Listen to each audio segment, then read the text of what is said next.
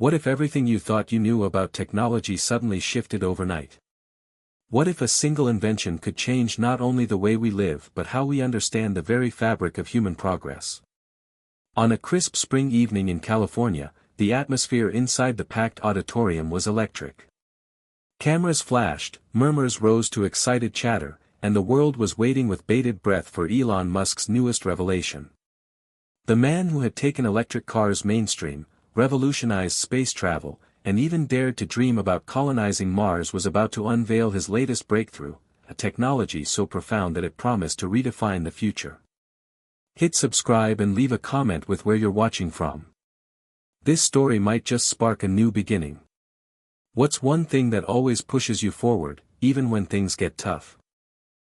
These words flashed across the giant screen, inviting millions watching live around the globe to join not just as spectators, but as participants in what was about to unfold. Elon stepped onto the stage, his trademark confident smile barely masking the intensity behind his eyes. The crowd hushed. What if I told you that we're on the brink of an era where artificial intelligence isn't just a tool, but an extension of our very minds? He began. The room was silent, hanging on every word. The breakthrough was revealed, a Neuralink interface designed to seamlessly connect the human brain to computers, transcending the barriers of language, thought, and physical limitations. What followed was a demonstration that left even the most seasoned tech journalists stunned. Elon's own team members communicated silently through thought alone, manipulated machines with the power of their minds, and interacted with virtual environments as if they were real. But the question on everyone's lips was not just, how does it work, but what does this mean for us all? As the presentation ended, skepticism mingled with awe. Was this the next leap for humanity, or a step too far? Behind the scenes, the clock was ticking. Investors were already mobilizing, governments watching closely, and competitors scrambling to decipher Musk's next move. What unfolded next would not only challenge the boundaries of technology but test the resilience of human ambition and the cost of innovation. This story traces the journey of Elon Musk's boldest dream yet, the people who dared to believe in it, the battles fought in boardrooms and labs, and the very real impact of a breakthrough that could change everything. Stay with me as we unravel the layers of this extraordinary tale, from the man behind the vision to the global ripple effect it sparked. What if your world could change tomorrow? What if this breakthrough could touch your life in ways you never imagined? Because this is more than a story about technology. It's about the human spirit that refuses to settle for the status quo. It's about hope, resilience, and the relentless pursuit of what's possible. Welcome to the revolution. Elon Musk's story begins long before the world recognized him as a visionary entrepreneur. It starts in the complex weave of his childhood in Pretoria, South Africa, where a curious and restless boy was born into a world that was both nurturing and challenging. From an early age, Elon displayed an intense hunger for knowledge, devouring books on everything from science fiction to physics, teaching himself computer programming at the age of 10. But behind the curiosity and brilliance, his early years were marked by moments of loneliness and hardship. His parents' difficult divorce left deep emotional scars, and his childhood was not free of bullying at school. Yet these trials shaped his resilience and his drive to escape mediocrity. Elon's mother, Mae Musk, a model and dietitian, was a source of encouragement and strength, instilling in him the belief that he could shape his own destiny. His father, Elon Musk, was a complex figure, brilliant in his own right but often distant, leaving Elon with a complicated relationship that fueled both his insecurities and his determination to prove himself. As a teenager, Elon's fascination with technology was matched only by his desire to make an impact. Moving to Canada at 17 was his first bold step toward independence, enrolling at Queen's University before transferring to the University of Pennsylvania. Those years in North America were formative, exposing him to new ideas and broadening his perspective, but also testing his resolve as he navigated cultural changes and financial struggles. The relationships Elon built during this time were equally pivotal. He met Justine Wilson, his first wife, whose support and shared ambitions helped him through early startup failures and long nights coding in cramped apartments. Their bond was a mix of love, ambition, and the harsh realities of a life devoted to innovation, culminating in both triumphs and painful separations. Alongside personal relationships, Elon's professional circle became his new family. The engineers, designers, and thinkers who joined his vision for the future shared not only their expertise but a deep belief in the impossible. The early days of Zip2, his first company, reflected a young man willing to risk everything for a chance to change the world. The sale of Zip2 and later PayPal brought Elon wealth, but also new challenges. Success amplified expectations and critics, fueling a pressure that was both a motivator and a source of stress. His move to California marked a turning point, as he plunged headfirst into Tesla and SpaceX, ventures that many doubted but Elon saw as essential to humanity's survival. Elon's personality was a paradox, a visionary who could think decades ahead, yet often impatient with bureaucracy and traditional systems. His leadership style was demanding and sometimes harsh, pushing his teams to exhaustion but also driving breakthroughs others deemed impossible. This relentless pursuit of progress came at a personal cost, including strained relationships and public controversies, yet it also highlighted his core belief that failure was simply part of the journey toward success. Behind the headlines and tweets was a man deeply aware of his vulnerabilities. Elon often wrestled with anxiety and moments of self-doubt, but these never stopped him from moving forward. The death of his close friend and the pressures of raising a family under the public eye added layers of emotional complexity rarely seen in the media. Through it all, one constant remained: Elon's vision of a better future, whether it was colonizing Mars to ensure humanity's survival or creating sustainable energy solutions to combat climate change. This vision was more than business, it was a mission born from a blend of idealism and pragmatism. The relationships he maintained, though often complicated, grounded him. His current partnership with Grimes, a fellow visionary artist, reflects a meeting of minds that balances creativity with technological ambition. Elon's children are another source of hope and reflection, representing a future he wants to protect and nurture. In understanding Elon Musk, it's clear that his past is inseparable from his present, a tapestry woven from intellectual curiosity, personal trials, love, loss, and an unyielding belief in the power of human ingenuity. His story invites us not just to marvel at technological achievements but to recognize the deeply human emotions that fuel innovation. It is the combination of brilliance and vulnerability that makes his journey relatable and compelling. As this story unfolds, keep in mind that behind the breakthrough lies a man shaped by complex experiences, driven by a desire not just to succeed but to leave a legacy that redefines what is possible. This chapter of his life is the foundation from which all the drama, conflict, and hope will emerge in the chapters to come. The journey toward Elon Musk's groundbreaking Neuralink technology was far from smooth. It quickly became a battlefield of skepticism, internal struggles, and fierce external opposition. As the initial excitement around the announcement faded, harsh realities began to surface. From the moment Elon's team started moving from theory to practice, powerful forces within the tech world and beyond saw the breakthrough as a threat that could disrupt established power structures. Skeptics dismissed the technology as science fiction, too ambitious, too risky, too invasive. Articles and social media posts flooded with criticism, warning of ethical nightmares, loss of privacy, and dystopian futures. But the skepticism was only part of the challenge. Within Elon's own circle, tension simmered. The development team faced impossible deadlines, technological barriers that seemed insurmountable, and personal burnout. Engineers who once shared the dream began to doubt whether the Neuralink could be perfected without catastrophic failures. Elon himself, known for his unyielding optimism, wrestled privately with frustration as prototypes failed repeatedly. During one crucial test, a device malfunction caused severe discomfort to a volunteer, triggering a public relations nightmare that sent shockwaves through the company. Investors pulled back, news outlets seized the opportunity to cast doubt, and competitors smelled blood. This moment became a climax of despair, where it seemed the entire project might collapse. Yet, hope emerged from unexpected places. A small but fiercely loyal group within the team refused to give up. Late-night brainstorming sessions produced a breakthrough in materials science that improved the device's safety and responsiveness. Elon's charisma and vision reignited the team's passion, reminding them why they started this journey. The narrative shifted as Elon's closest allies rallied to defend the project publicly and in private meetings, persuading key investors to renew their faith. Just when the storm appeared to pass, a new crisis struck: corporate sabotage. Whispers of leaked plans and stolen prototypes surfaced, suggesting rivals were willing to play dirty to stop the Neuralink from reaching the market first. Internal security was tightened, and paranoia grew. Elon's team faced accusations and mistrust that threatened to break their unity. Meanwhile, the pressure on Elon mounted. His public image swung like a pendulum between genius innovator and reckless risk-taker.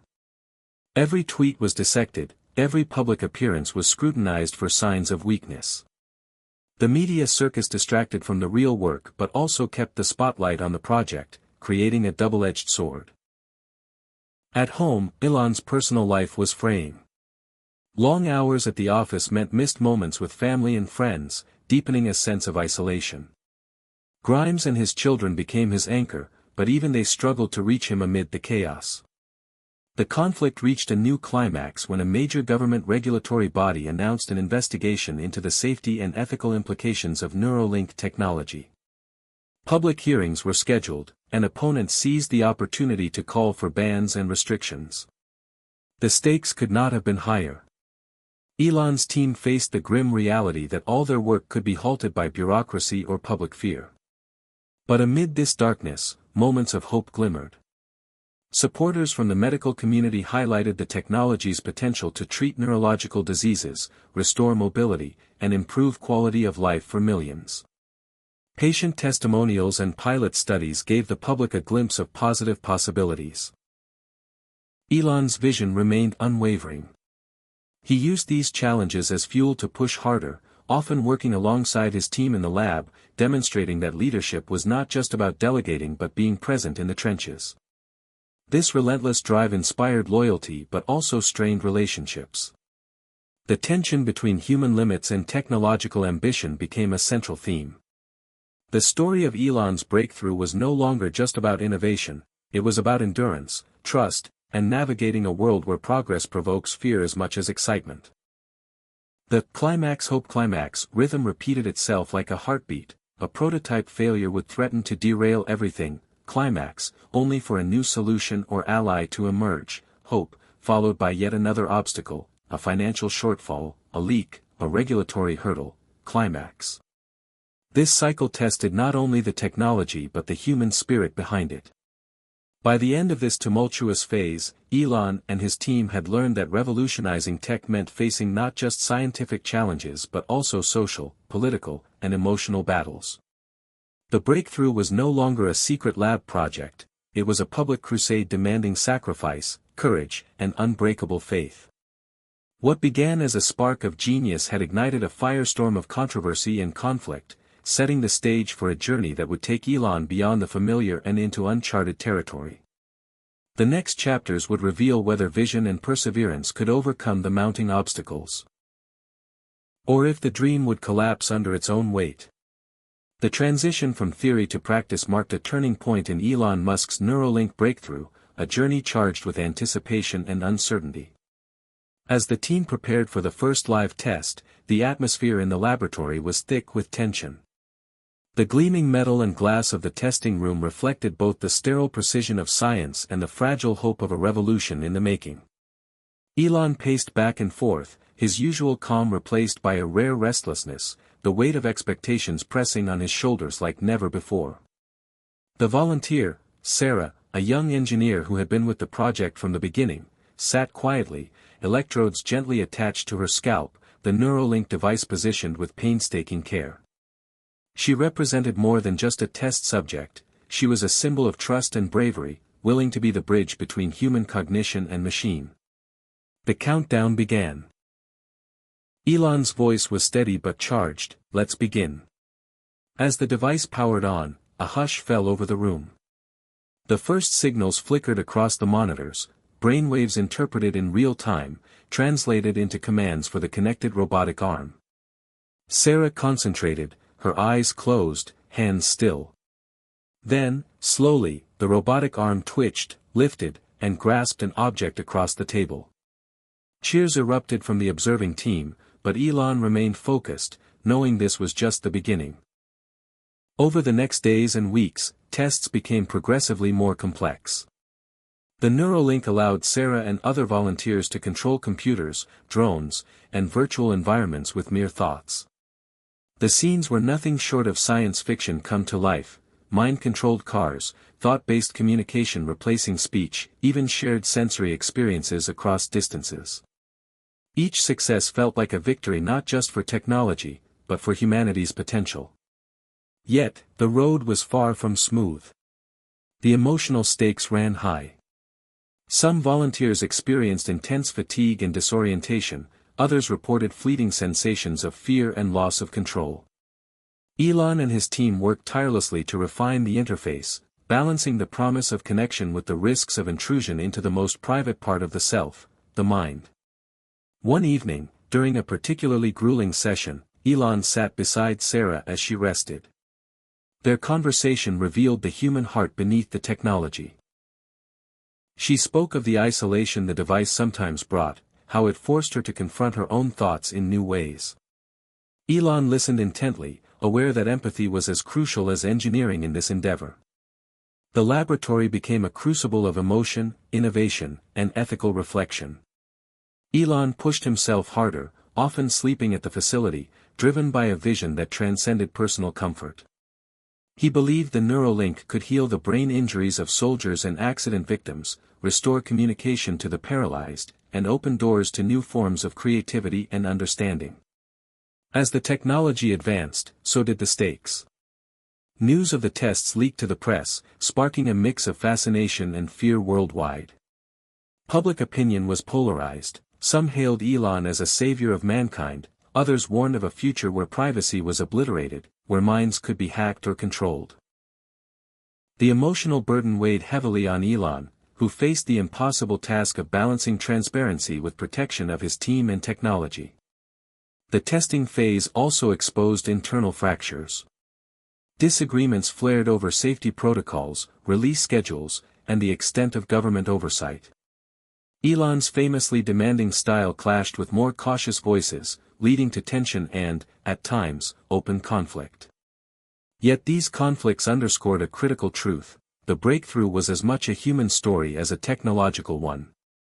Every advance required sacrifice and negotiation, every success shadowed by new dilemmas.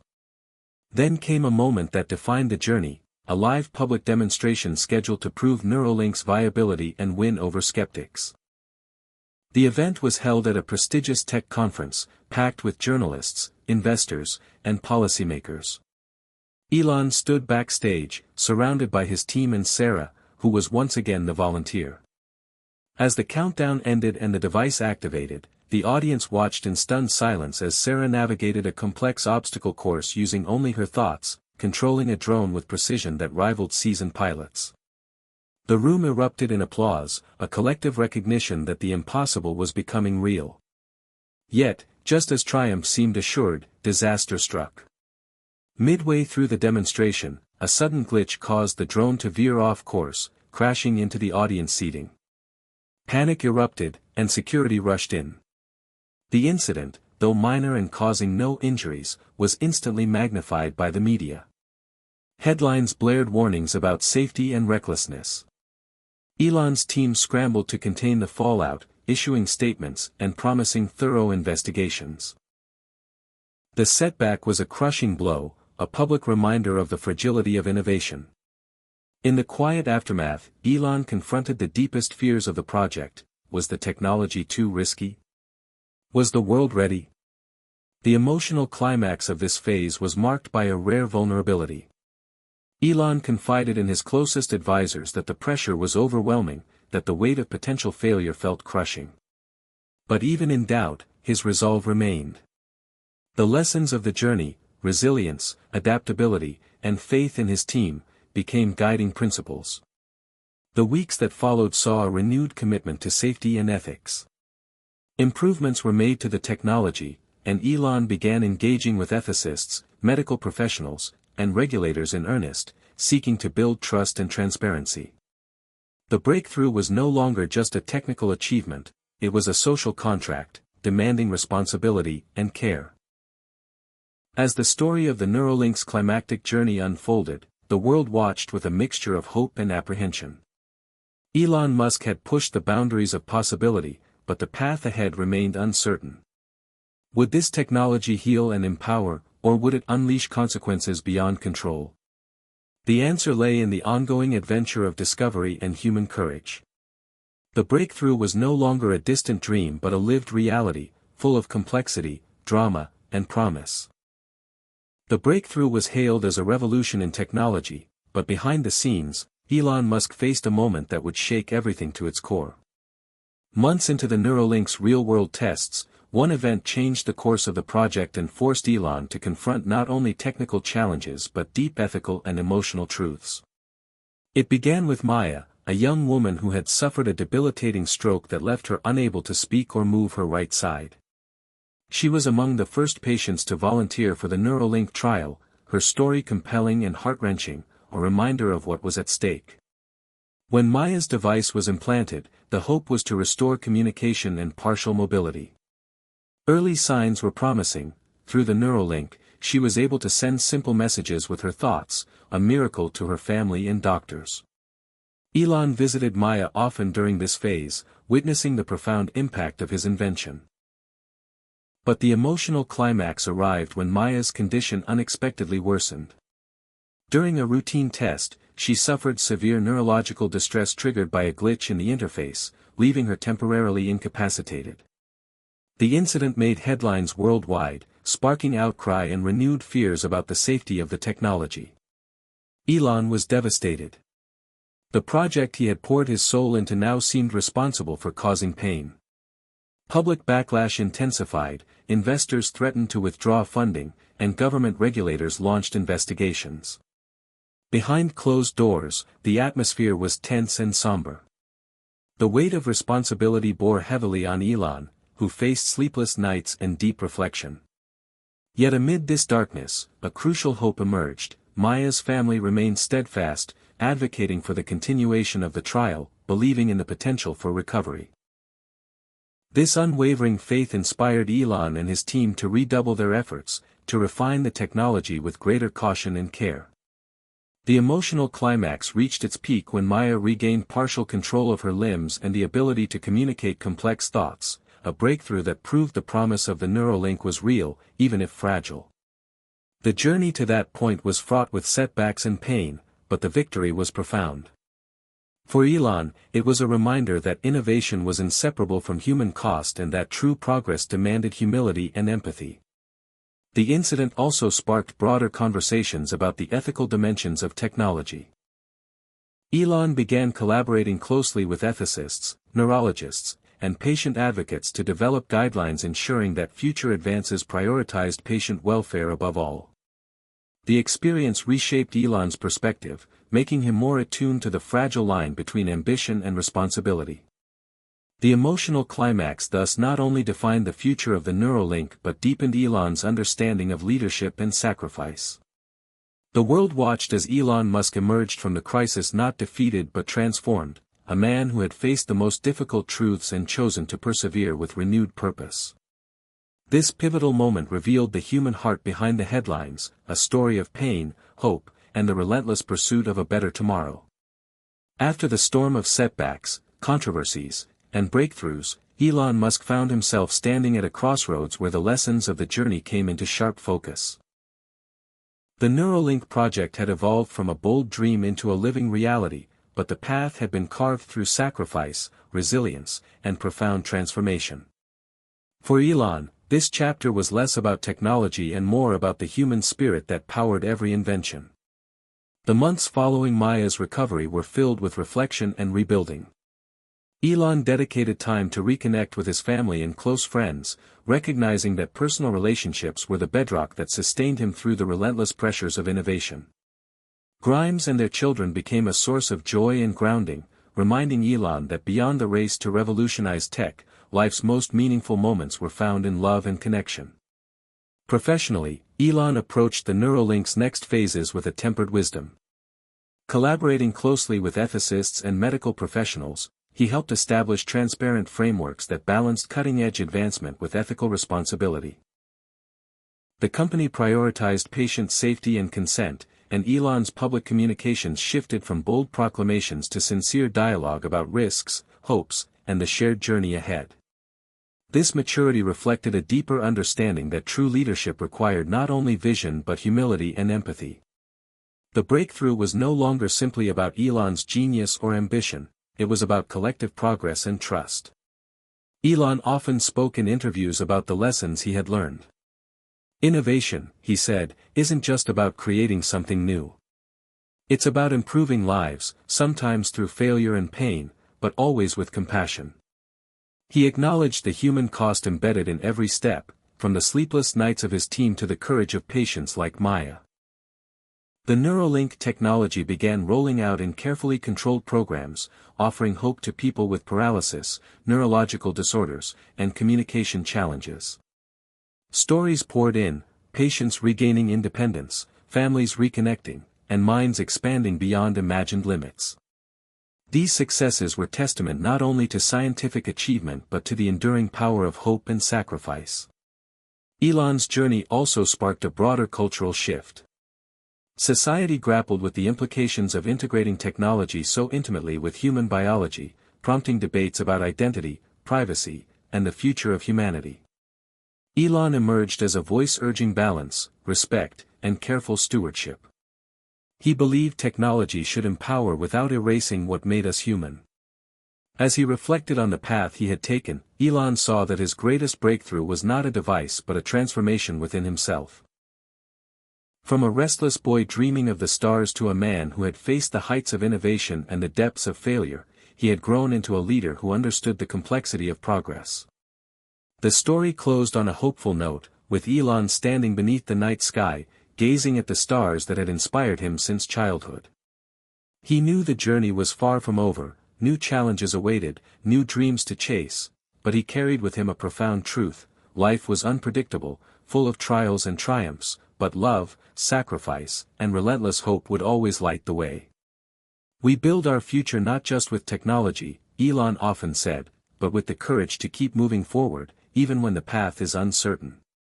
This message resonated deeply with the world, inviting each of us to embrace our own challenges with resilience and heart. The Neuralink breakthrough was more than a scientific milestone. It was a story of human spirit, reminding us that behind every invention lies a journey of growth, connection, and profound meaning. Despite the initial successes and profound breakthroughs with the Neuralink technology, Elon Musk soon realized that the real challenge was only just beginning. The breakthrough had transformed from a technological marvel into a cultural and social lightning rod, sparking debates that would test not only the technology's limits but the very fabric of society's values.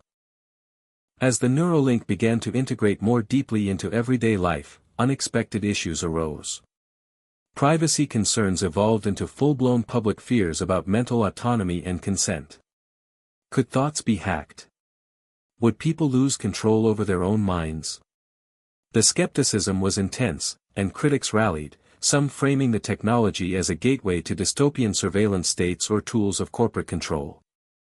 Elon found himself navigating a minefield of public opinion that shifted rapidly from admiration to suspicion. The media landscape became polarized, headlines oscillated between praising the innovation as humanity's next giant leap and condemning it as a dangerous overreach. Social media erupted with conspiracy theories and fears of mind control, forcing Elon to take a more active role in public discourse. He began appearing regularly in interviews, panels, and debates, not just to promote the Neuralink but to address the ethical concerns head-on. His tone shifted from confident futurist to thoughtful interlocutor, acknowledging the risks and emphasizing the collaborative effort required to manage them responsibly. Behind the scenes, the company launched a dedicated ethics board composed of scientists, philosophers, legal experts, and patient advocates to oversee the technology's development. Elon championed transparency, sharing data, and inviting outside review, but even this openness was met with suspicion by some. Internally, the pressure on Elon intensified. As the public controversy grew, so did the demands on his time and energy. Balancing the responsibilities of CEO, inventor, father, and public figure became an almost impossible juggling act. Late nights blurred into early mornings as Elon toggled between technical meetings, media appearances, and family video calls. The toll was visible in moments of rare vulnerability. During a private meeting with his closest advisors, Elon confessed, "I'm not sure if I'm pushing too hard or not hard enough. The stakes feel enormous, but sometimes it feels like the world isn't ready." His team rallied around him, reminding Elon of the progress made and the lives already transformed by their work. They urged patience and persistence, reinforcing that true change often met resistance before acceptance. Meanwhile, the Neuralink's technology itself faced unanticipated hurdles. As more users adopted the interface, developers discovered subtle side effects, cognitive fatigue, sensory overload, and occasional emotional disturbances linked to prolonged use. These findings required immediate attention and led to a redesign of the user interface and software protocols. Elon's leadership was tested as he balanced pushing the technology forward with prioritizing user safety. He insisted on slowing the rollout, despite investor pressure to accelerate, asserting that ethical responsibility could not be sacrificed for speed. At home, Elon's personal life also saw transformation. The strain of work and public scrutiny highlighted the importance of his relationships. He and Grimes deepened their bond, navigating the complexities of raising children amid a whirlwind of media attention and technological upheaval. These moments of intimacy grounded Elon, offering refuge from the storm. The children's curiosity and innocence reminded him why he pursued such audacious dreams, to create a future where they could thrive in ways he only imagined as a child. The emotional depth of this chapter revealed a man not just defined by invention but by love, vulnerability, and the quest for balance. As the public dialogue around Neuralink matured, alliances began to form with governments, medical institutions, and human rights organizations. Elon spearheaded initiatives to develop international standards governing neurotechnology, advocating for protections that would prevent misuse while fostering innovation. These efforts marked a turning point, an evolution from a solitary inventor pushing boundaries to a global leader shaping policy and ethical frameworks. The chapter closed on a note of cautious optimism. Though challenges remained daunting and the path was fraught with uncertainty, Elon Musk had learned that revolutionizing technology demanded more than genius, it required patience, humility, and a commitment to humanity's highest ideals. The Neuralink was no longer simply a device, it was a catalyst for societal transformation, a test of how innovation and ethics could coexist. This balance would define not only the future of neurotechnology but the legacy Elon would leave behind. As the Neuralink technology gained traction and the ethical frameworks began to take shape, Elon Musk found himself confronting a new frontier, public trust and personal responsibility on an unprecedented scale. The technology was no longer confined to labs or pilot programs, it was entering everyday life, challenging society to rethink what it meant to be human in an age where thoughts and machines could intertwine. With that expansion came a wave of complex challenges that tested Elon's resilience and vision like never before. The first sign came unexpectedly, a grassroots movement emerged, calling itself MindGuard, composed of activists, scholars, and citizens deeply skeptical of Neuralink technology. They raised alarms about the potential for coercion, loss of mental privacy, and the commodification of human consciousness. Their protests gained media attention and forced governments to take a closer look at regulatory policies.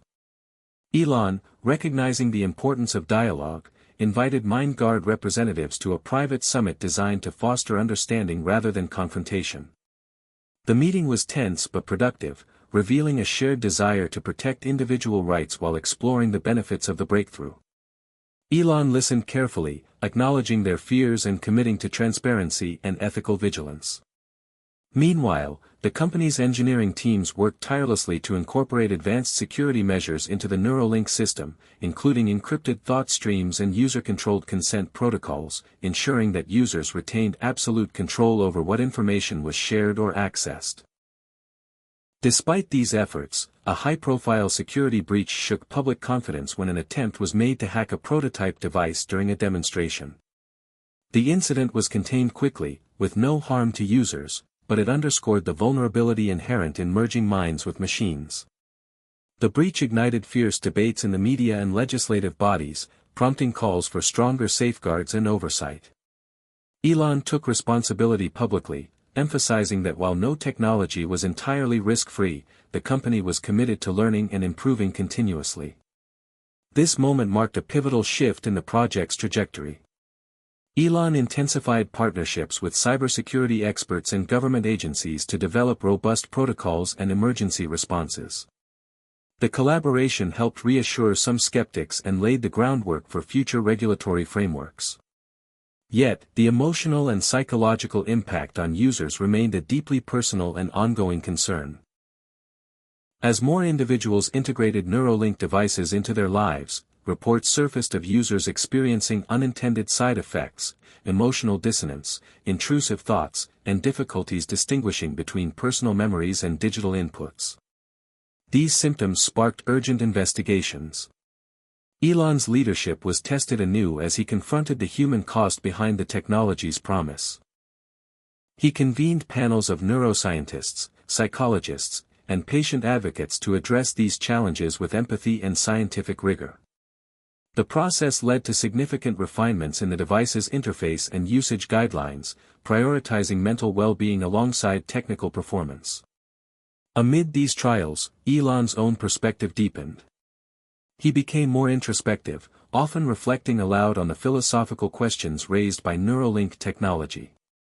In a candid interview, he shared, "We're not just building machines, we're exploring the nature of consciousness, identity, and connection. That's a responsibility unlike any other." This shift resonated widely, encouraging broader societal conversations about the future of human-machine integration. On the personal front, Elon found balance through quiet moments with his family, drawing strength from their support and love. The children's laughter and innocence offered a counterpoint to the weighty decisions he faced daily. He also rekindled friendships with old mentors and collaborators, seeking counsel and perspective beyond the high-stakes world of innovation. The Neuralink's journey inspired stories of transformation beyond the laboratory. Patients who once struggled to communicate now expressed emotions and ideas through the device, rediscovering voices long silenced. Artists used Neuralink interfaces to create immersive experiences that blended thought and digital artistry in ways previously unimaginable. Educators experimented with thought-sharing platforms that promised to revolutionize learning and empathy. These stories fueled Elon's resolve, reminding him that technology was a tool for expanding human potential rather than replacing it. The chapter culminated in a landmark event, the inaugural International Summit on Neurotechnology Ethics, hosted by Elon's company in partnership with global leaders. The summit gathered scientists, ethicists, policymakers, activists, and patients to chart a collective path forward.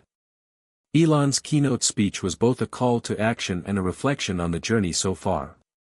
He spoke about the necessity of humility in innovation, the importance of safeguarding human dignity, and the shared responsibility to guide this powerful technology wisely. As the summit closed, a consensus emerged emphasizing collaboration, transparency, and respect for individual autonomy as pillars of the neurotechnology future. Elon left the stage with a renewed sense of purpose. The challenges ahead were immense, but so was the opportunity to shape a future where technology and humanity advanced hand in hand. The Neuralink was more than a breakthrough, it was a living dialogue between mind and machine, innovation and ethics, ambition and compassion. In this new chapter, Elon Musk was no longer just an inventor or entrepreneur, he was a steward of a technology that held the promise to redefine what it meant to be human. And with that role came the profound understanding that progress was not a destination but an ongoing journey, one that required courage, reflection, and above all, heart. As the Neuralink technology began to integrate more deeply into society, Elon Musk faced the profound reality that innovation was no longer confined to labs or the boardroom, it was now intertwined with everyday human lives, hopes, and fears. With wider adoption, the consequences of this revolutionary breakthrough became more personal and complex. Elon found himself confronting challenges that tested not only his technical genius but his emotional resilience and vision for the future. The initial wave of patients who embraced the Neuralink experienced remarkable transformations, paralysis overcome, voices regained, and new ways of connecting discovered. Yet as usage expanded beyond controlled trials, the company started receiving reports of unexpected side effects. Some users experienced emotional disturbances, intense mood swings, vivid dreams, or feelings of detachment from reality. Others reported cognitive fatigue and moments where their thoughts felt fragmented or influenced by digital noise. These reports, though not widespread, ignited fresh debates within the scientific community and among the public. Elon recognized that these challenges were part of pioneering a technology that interfaced directly with the brain's most delicate and complex systems. He convened a task force of neuroscientists, psychologists, ethicists, and engineers dedicated to understanding and mitigating these effects. The meetings were intense and sometimes heartbreaking as patients shared their struggles. Elon listened closely, aware that behind every data point was a human life touched in unexpected ways. The company initiated software updates and redesigned user interfaces to include new safeguards, automatic rest periods, emotional monitoring features, and enhanced consent protocols to ensure users could control their experience and withdraw at any time. Yet Elon knew that technical fixes alone could not resolve the deeper questions. The technology challenged notions of identity and free will. If a device could influence thoughts or feelings, what did that mean for personal autonomy? Elon often pondered these questions late into the night, grappling with the ethical labyrinth his invention had created. He began engaging more deeply with philosophers and ethicists, seeking guidance on how to honor the sanctity of the human mind while advancing innovation. Public opinion remained divided. Supporters hailed the Neuralink as a miracle that restored dignity and possibility. Critics warned of a slippery slope toward mind control and loss of privacy. Protesters sometimes gathered outside company headquarters, demanding transparency and oversight. Elon chose not to retreat but to embrace open dialogue, hosting forums and Q&A sessions where he spoke candidly about risks, challenges, and hopes. His vulnerability resonated with many, humanizing a figure often seen as larger than life. In parallel, Elon's personal life faced new complexities. The constant spotlight, the demands of leadership, and the emotional weight of responsibility took a toll on his well-being. Moments of exhaustion and doubt crept in. Yet his family remained a vital source of strength. Grimes and the children offered grounding reminders of the human side of his work, a future to protect and nurture. Elon made a conscious effort to carve out time for them, understanding that true success required balance. The story of Neuralink technology also began to inspire creative and unexpected applications. Artists explored new frontiers, using the interface to create immersive experiences that blended thought and digital expression. Educators experimented with thought-sharing platforms that promised to transform learning and empathy. Patients formed communities to support one another, sharing stories of hope and resilience. These diverse voices enriched Elon's vision, showing him that his invention was a tool for expanding human potential in ways he had never fully imagined.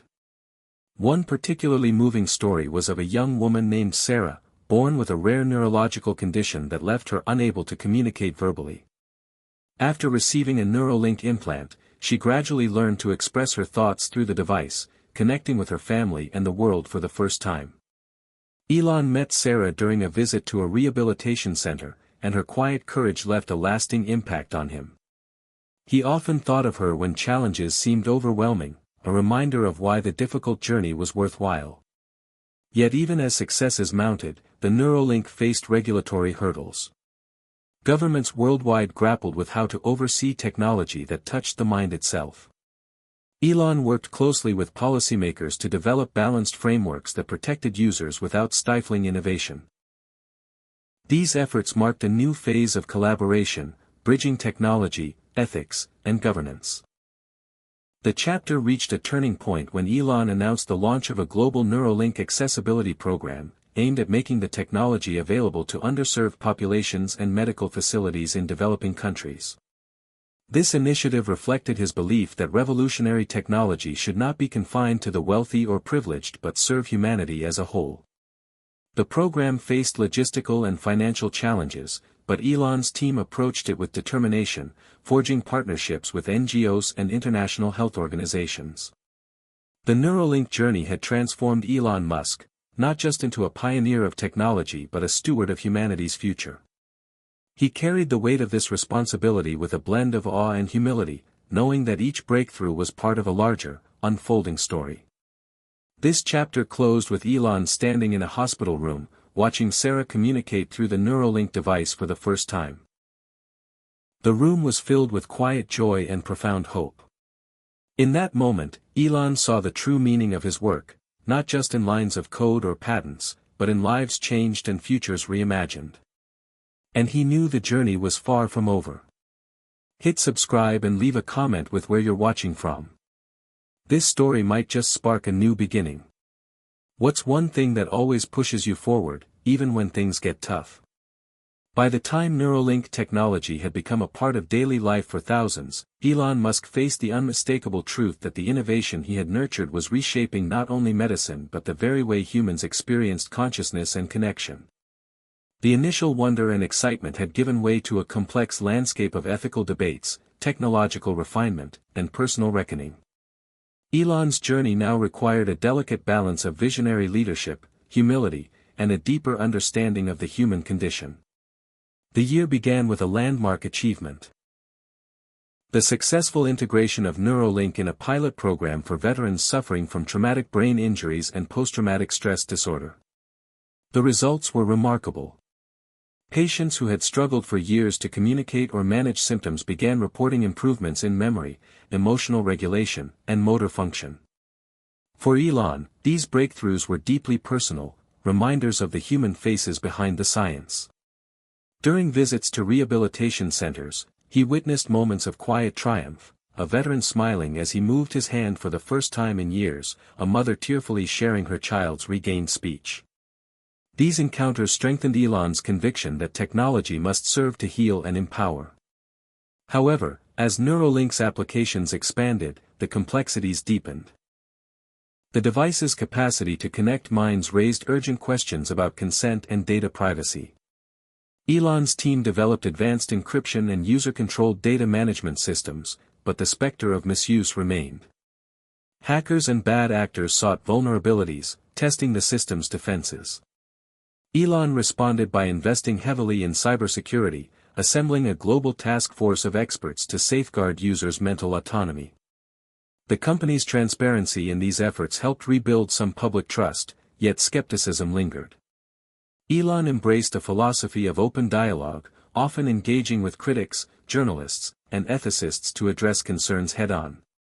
In one memorable public forum, he said, "We stand at a crossroads where technology can either divide or unite us. Our responsibility is to ensure that what we build honors the dignity and freedom of every mind it touches." The challenges were not limited to technology and ethics, they reached into Elon's personal life. The relentless pace of innovation and scrutiny took a toll. Exhaustion crept in, and moments of doubt punctuated his relentless drive. But the support of his family, especially Grimes and their children, offered a refuge, a place to recharge and remember why the work mattered. Elon found solace in small rituals, bedtime stories, weekend hikes, and quiet dinners away from cameras and headlines. These moments grounded him amid the storm of responsibility. At the same time, the company pushed boundaries further. Research teams explored new frontiers, enhancing sensory perception, developing interfaces for direct memory sharing, and even experimenting with collective cognition, the possibility of connecting multiple minds in real-time collaboration. These advances sparked excitement and controversy alike. Elon championed responsible innovation, emphasizing incremental progress paired with rigorous ethical oversight. The Neuralink project evolved into a global collaboration, with partners across academia, medicine, and industry contributing to a shared vision. Public engagement deepened as well. Elon's company launched educational programs and open-source platforms to demystify neurotechnology and foster inclusive dialogue. Art installations and virtual reality experiences showcased the possibilities of mind-machine symbiosis, inviting people to imagine futures shaped by empathy and connection rather than fear. One particularly transformative moment came when a group of Neuralink users created a digital mind library, sharing memories and experiences to preserve personal histories and cultural heritage. Elon saw in this project a new form of storytelling, one that transcended words and images to capture the essence of human experience. Yet amid these successes, challenges persisted. The Neuralink's potential for misuse was a constant concern. Questions about mental privacy, autonomy, and even inequality, who had access to such transformative technology, remained pressing. Elon advocated fiercely for equitable access and robust protections, often clashing with corporate interests and political agendas. The tension between innovation and regulation was a defining feature of this era. Elon's vision expanded beyond technology to encompass a philosophy of stewardship, guiding humanity through the ethical and social complexities of this new frontier. He spoke candidly about the lessons he had learned, that progress without empathy risked harm, and that humility was essential when dealing with the intimate realm of the human mind. This chapter culminated in a breakthrough that symbolized the intersection of technology and humanity. In a live-streamed event watched by millions, a group of Neuralink users demonstrated a collaborative task, a complex musical composition created through shared neural interfaces, blending individual creativity into a unified expression. The performance was a powerful testament to the technology's promise, not to isolate or control minds, but to connect, inspire, and elevate. As the applause echoed around the world, Elon reflected on the journey that had brought him here, from a curious question about what might be possible to a living reality that challenged and expanded the boundaries of human experience. He understood that the path ahead would remain challenging, filled with uncertainties and responsibilities. But he also knew that with love, sacrifice, and relentless hope, humanity could navigate this new era. The Neuralink was more than a device. It was a symbol of what we could achieve when courage met compassion, and innovation was guided by the deepest values of the human heart. As the Neuralink technology continued to evolve, Elon Musk faced a pivotal moment that would test his leadership and vision like never before. The excitement surrounding the technology's potential was palpable, yet beneath the surface, complex challenges simmered. The rapid expansion of Neuralink's capabilities had attracted attention not only from hopeful patients and innovators but also from powerful entities with varied and sometimes conflicting agendas. In particular, government agencies began to express intense interest, recognizing both the technology's promise and its potential as a tool for national security and intelligence gathering. Elon found himself navigating uncharted waters, balancing collaboration with caution. One day, a delegation from a national intelligence agency visited the company's headquarters. They expressed interest in partnering on projects involving enhanced cognitive capabilities for operatives and secure communication. Elon listened carefully, understanding the strategic value but wary of ethical pitfalls. He insisted on strict guidelines, transparency, and protections for individual rights. The negotiations were tense, reflecting a broader global conversation about how emerging neurotechnologies should be governed. Elon's stance sparked debate within the company and the public sphere. Some saw collaboration with governments as inevitable and beneficial, others feared it might compromise the technology's integrity and users' autonomy. Elon doubled down on his commitment to ethical leadership, launching a new internal oversight committee and inviting external watchdogs to participate.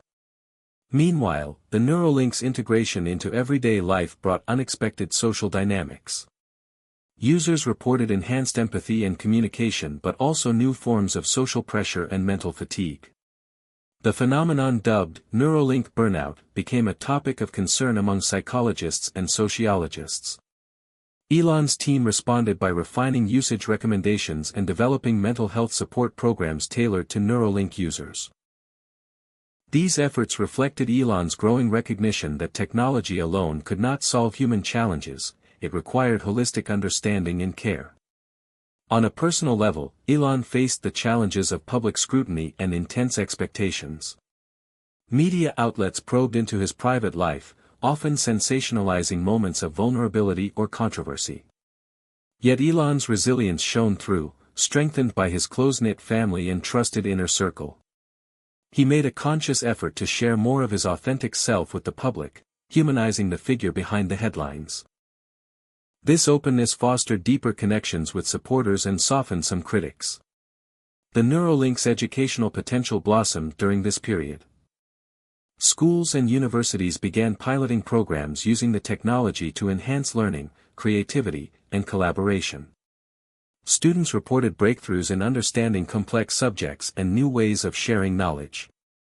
Elon saw education as a cornerstone of the Neuralink's promise, a tool to democratize access to information and empower minds across socio-economic boundaries. Despite these advances, challenges persisted. The digital divide, the gap between those with access to cutting-edge technology and those without, remained stark. Elon launched philanthropic initiatives aimed at bridging this gap, partnering with global organizations to provide Neuralink access to underserved communities. He often spoke passionately about technology as a great equalizer, capable of lifting humanity when deployed with intention and care. Yet, as with any revolutionary technology, ethical dilemmas emerged. A group of activists raised concerns about the potential for Neuralink to be used coercively or to manipulate behavior subtly. Elon engaged with these critics openly, inviting dialogue and incorporating their perspectives into the company's policies. He believed that transparency and inclusivity were vital to building trust and guiding innovation responsibly. During a keynote speech at an international technology summit, Elon addressed these themes candidly. The future we create with Neuralink must be one where freedom, dignity, and choice are paramount. Technology should amplify our humanity, not diminish it. This message resonated widely, inspiring a new wave of collaboration among stakeholders across sectors. On the technical front, Elon's teams pushed the boundaries further, exploring possibilities of bidirectional communication that could allow for shared dreams, emotional synchronization, and collective problem-solving. These experiments opened fascinating avenues but also raised profound questions about individuality and privacy. Elon balanced enthusiasm with caution, prioritizing ethical frameworks as much as innovation. The chapter also delved into the profound emotional impact of the Neuralink journey on Elon himself. He reflected on the paradox of creating a technology that connected minds but sometimes distanced him from simple human experiences. Moments of quiet solitude became sacred, times to recharge, reflect, and reconnect with the core values that fueled his work.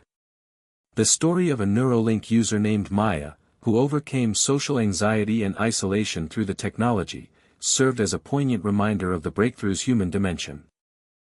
Her journey inspired Elon and his team, reinforcing the purpose behind their relentless pursuit. As the chapter closed, Elon stood at a crossroads, aware that the road ahead would be fraught with challenges, yet filled with hope and possibility. The Neuralink was no longer a fledgling idea but a transformative force reshaping human experience. Elon embraced the mantle of stewardship, determined to guide this revolution with wisdom, empathy, and unwavering commitment to the betterment of humanity. The future was uncertain, but Elon's vision burned bright, a beacon for those willing to dream and dare to shape what comes next. As the Neuralink project advanced into its most ambitious phase, Elon Musk confronted the immense challenge of scaling the technology beyond early adopters and niche applications. The device that once seemed futuristic was now poised to become a ubiquitous part of daily life, woven into the fabric of work, education, communication, and even entertainment. But with this expansion came unprecedented technical, social, and philosophical questions. Elon understood that bringing Neuralink to the masses required more than engineering, it demanded a profound reckoning with what it meant to be human in a world where minds could connect instantaneously, thoughts could be shared, and boundaries between individuals blurred. The company launched a global initiative aimed at democratizing access to Neuralink, partnering with governments, healthcare systems, and educational institutions to create affordable programs. Elon's vision was clear: technology should uplift everyone, not deepen divides. Yet logistical hurdles were enormous. Manufacturing and distribution networks had to scale rapidly without compromising quality or safety. Training programs were developed to help users adapt to the new experience, addressing both technical proficiency and emotional readiness. Meanwhile, the company's R&D teams tackled persistent challenges. Improving battery life, refining signal clarity, and minimizing latency to ensure seamless communication between brain and device. The breakthrough came with the introduction of a new generation of implants, smaller, more energy efficient, and capable of higher bandwidth data transmission. This advancement enabled richer sensory experiences and more intuitive interfaces, making Neuralink feel less like a tool and more like an extension of the self. At the same time, Elon's leadership faced scrutiny amid concerns about data privacy and the ethics of mind-to-machine integration. Reports surfaced of attempted hacks and unauthorized data access, raising alarms across the tech community and among Neuralink users. Elon responded swiftly, doubling down on cybersecurity measures and rolling out comprehensive user education campaigns about digital hygiene and mental security. The company implemented decentralized data storage systems, putting control back into the hands of users. These efforts helped restore trust but underscored the delicate balance between innovation and responsibility. As Neuralink's capabilities grew, new social phenomena emerged. Users reported experiencing what they called neural fatigue, a state of mental overload from constant connectivity. Psychologists working with the company developed protocols to help users manage their mental bandwidth, including mandatory rest periods and mindfulness techniques integrated directly into the device's software. Elon embraced these insights, recognizing that technology must serve human well-being, not undermine it. On the cultural front, Neuralink spurred a renaissance of creativity.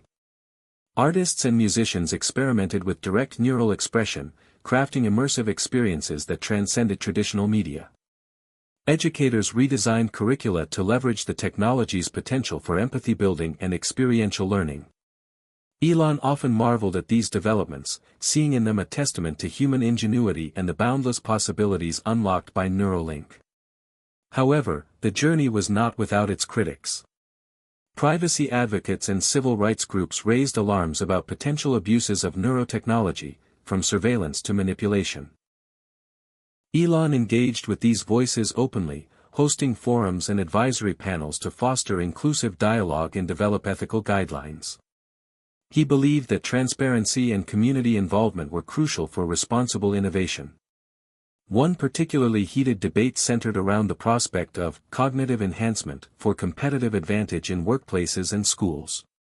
Elon cautioned against rushing into such uses without robust ethical frameworks, emphasizing that equality of access and respect for individual autonomy must be paramount. Throughout these challenges, Elon's personal evolution continued. The weight of his responsibilities prompted moments of introspection and vulnerability. He shared publicly about the pressures of leadership and the importance of mental health, encouraging others to seek balance amid their own ambitions. His relationship with Grimes deepened, grounded in shared values and mutual support. Together, they navigated the complexities of public life and private love, finding joy in family moments that reminded Elon of the ultimate purpose behind his work. A turning point came when a Neuralink user community organized a global virtual event, connecting thousands of minds in a shared experience of music, storytelling, and emotional exchange. Elon participated remotely, moved by the sense of collective humanity made possible by his creation. This event crystallized the Neuralink's promise, not just as technology, but as a catalyst for empathy, understanding, and connection. The chapter closed with Elon reflecting on the paradox of his journey, a quest to expand human potential while honoring the fragile, deeply personal nature of consciousness itself. The Neuralink was a tool of unprecedented power and promise, capable of transforming lives and societies. Yet with that power came profound responsibility. Elon's commitment to stewarding this technology with wisdom, compassion, and ethical rigor remained unwavering. The story of Neuralink was far from finished. It was a living, evolving testament to human curiosity, courage, and hope, a story Elon was determined to write alongside humanity's brightest minds and bravest hearts. As Neuralink transitioned from being a revolutionary tool to a global infrastructure of thought, Elon Musk found himself at the center of a societal shift so vast it could no longer be measured merely in terms of technological progress. It was beginning to touch something deeper, reshaping not just how people interacted with machines, but how they interacted with one another. For Elon, this stage of the journey felt like crossing an invisible boundary between innovation and philosophy, where every advancement came with a mirror reflecting back the consequences. The Neuralink's global accessibility program was in full motion now. Devices were being used in rural clinics across Africa, inner-city schools in the United States, and disaster-stricken regions in Southeast Asia. Doctors used the technology to diagnose and treat neurological conditions in real time, and children who had once struggled with disabilities found new ways to learn and express themselves. In the slums of Mumbai, a 12-year-old boy named Rehan, unable to speak due to cerebral palsy, began using the Neuralink to communicate with his family, his first words not spoken, but felt and transmitted through thought. Elon read his story late one night, alone in the upper floor of SpaceX's headquarters. The simplicity of it stopped him. In the midst of rockets, satellites, regulatory briefings, and financial reports, there was this, a boy, long silenced by nature, whose first act of voice came through the very system Elon once sketched on a whiteboard in a restless moment of what if. It brought tears to his eyes. Yet even as Neuralink fulfilled its highest promise for some, it stirred difficult conversations elsewhere. In many professional environments, a new kind of pressure was rising, employers subtly encouraging employees to adopt Neuralinks to boost productivity or enhance real-time collaboration. Elon had feared this, the quiet coercion of culture, not laws, nudging people to connect their minds whether they were ready or not. He issued a public statement condemning neuro-elitism, emphasizing that no one should be judged or disadvantaged based on whether they used the technology. But the line between choice and pressure was already blurring. Elon called an emergency summit with his leadership team. Over 2 days, they drafted a new policy requiring any business using Neuralink in hiring or workplace applications to disclose usage guidelines transparently and include opt-out protections for employees. Critics said the rules didn't go far enough. Advocates argued they were a model of tech-led responsibility. Elon took the criticism in stride. He had come to accept that leading something of this magnitude meant living in constant tension, between speed and caution, freedom and control, potential and restraint. Amid this backdrop, a new problem emerged, one that was neither technical nor regulatory, but emotional and profoundly human. Reports began surfacing of neural grief, a condition where users who had connected deeply with another person through the Neuralink experienced intense emotional dislocation after separation, especially after death. The shared memories, the lingering presence of someone's mind in your own, the subtle echoes that remained in neural patterns, it was beautiful and unbearable. Elon was shaken when he learned about a young couple in Japan who had used Neuralink daily to communicate silently during the wife's final stages of terminal cancer. After her passing, the husband kept experiencing what he described as phantom thoughts, echoes of her voice in moments of stillness. Scientists debated whether this was a psychological phenomenon or a residual neural imprint. Elon didn't need a peer-reviewed study to understand the truth behind it. The line between memory and connection had grown thin. In a rare and deeply personal post, Elon shared his own experience after the death of his infant son, Nevada, years earlier. He wrote, "If I could have spoken to him one more time, even without words, even just to feel his presence, would I have done it? Without hesitation. Technology doesn't remove grief, but it changes the shape of it. It gives us new ways to carry what we've lost." The post went viral. Thousands of users responded with their own stories, loved ones whose voices they could now revisit, not in videos or photos, but through recorded neural sessions. Elon's openness deepened the emotional landscape of Neuralink. It was no longer just a tool for progress, it had become a vessel for memory, intimacy, healing, and heartbreak. Recognizing this, Elon announced the creation of the Human Memory Archive, a secure and private system where users could store, protect, and, if they chose, share preserved neural experiences with family or future generations. It would not be a public database, nor a commercial venture, but a sacred vault of humanity's inner voices, voluntary, encrypted, and built with care. As the project developed, Elon's team worked with ethicists, grief counselors, cultural historians, and privacy advocates to ensure its integrity. Elon was adamant, "We are not playing God. We are remembering what it means to be human." While this deeply emotional chapter unfolded, the company also faced a technical challenge that threatened to undermine years of work. A software vulnerability in an older Neuralink firmware version was discovered, and though it had not been exploited, the theoretical risk of mental manipulation was alarming. Elon halted all new device shipments globally for 3 weeks, a move that drew sharp criticism from investors but earned respect from cybersecurity experts and regulators. During those tense days, Elon barely slept. He joined engineers on the floor, reviewing code, pushing updates, and running simulations himself. It reminded him of the early days, scrappy, uncertain, urgent. And it reminded him why he still did this. By the end of the month, a fully patched and upgraded system was released with an auditable security layer available to all users and third-party monitors. In the press conference that followed, Elon said simply, "We fixed it. And we'll keep fixing it. Because this isn't just about systems. It's about souls." As Neuralink re-entered the market, now stronger and more secure, Elon began envisioning the next frontier, not just connection between human minds, but the ability for a human to interface directly with artificial intelligence in real time, not for control, but for cooperation. The implications were enormous. AI had long been viewed as something outside the self, something other. But what if it could be something internal? A mentor, a translator, a therapist, a co-pilot for thought. Elon's team began testing the first, cognitive companion, an AI that adapted to its users' thinking patterns, offering support, suggestions, and reflection in a non-invasive, non-authoritative way. It wasn't perfect. Early versions were clunky and prone to misunderstanding intent. But the concept had landed. People began asking, what happens when you don't just use AI, but become symbiotic with it? Elon knew this was the next great question. And it scared him. Not because it was wrong, but because it was vast. More vast than Mars, more vast than electric cars or tunnels.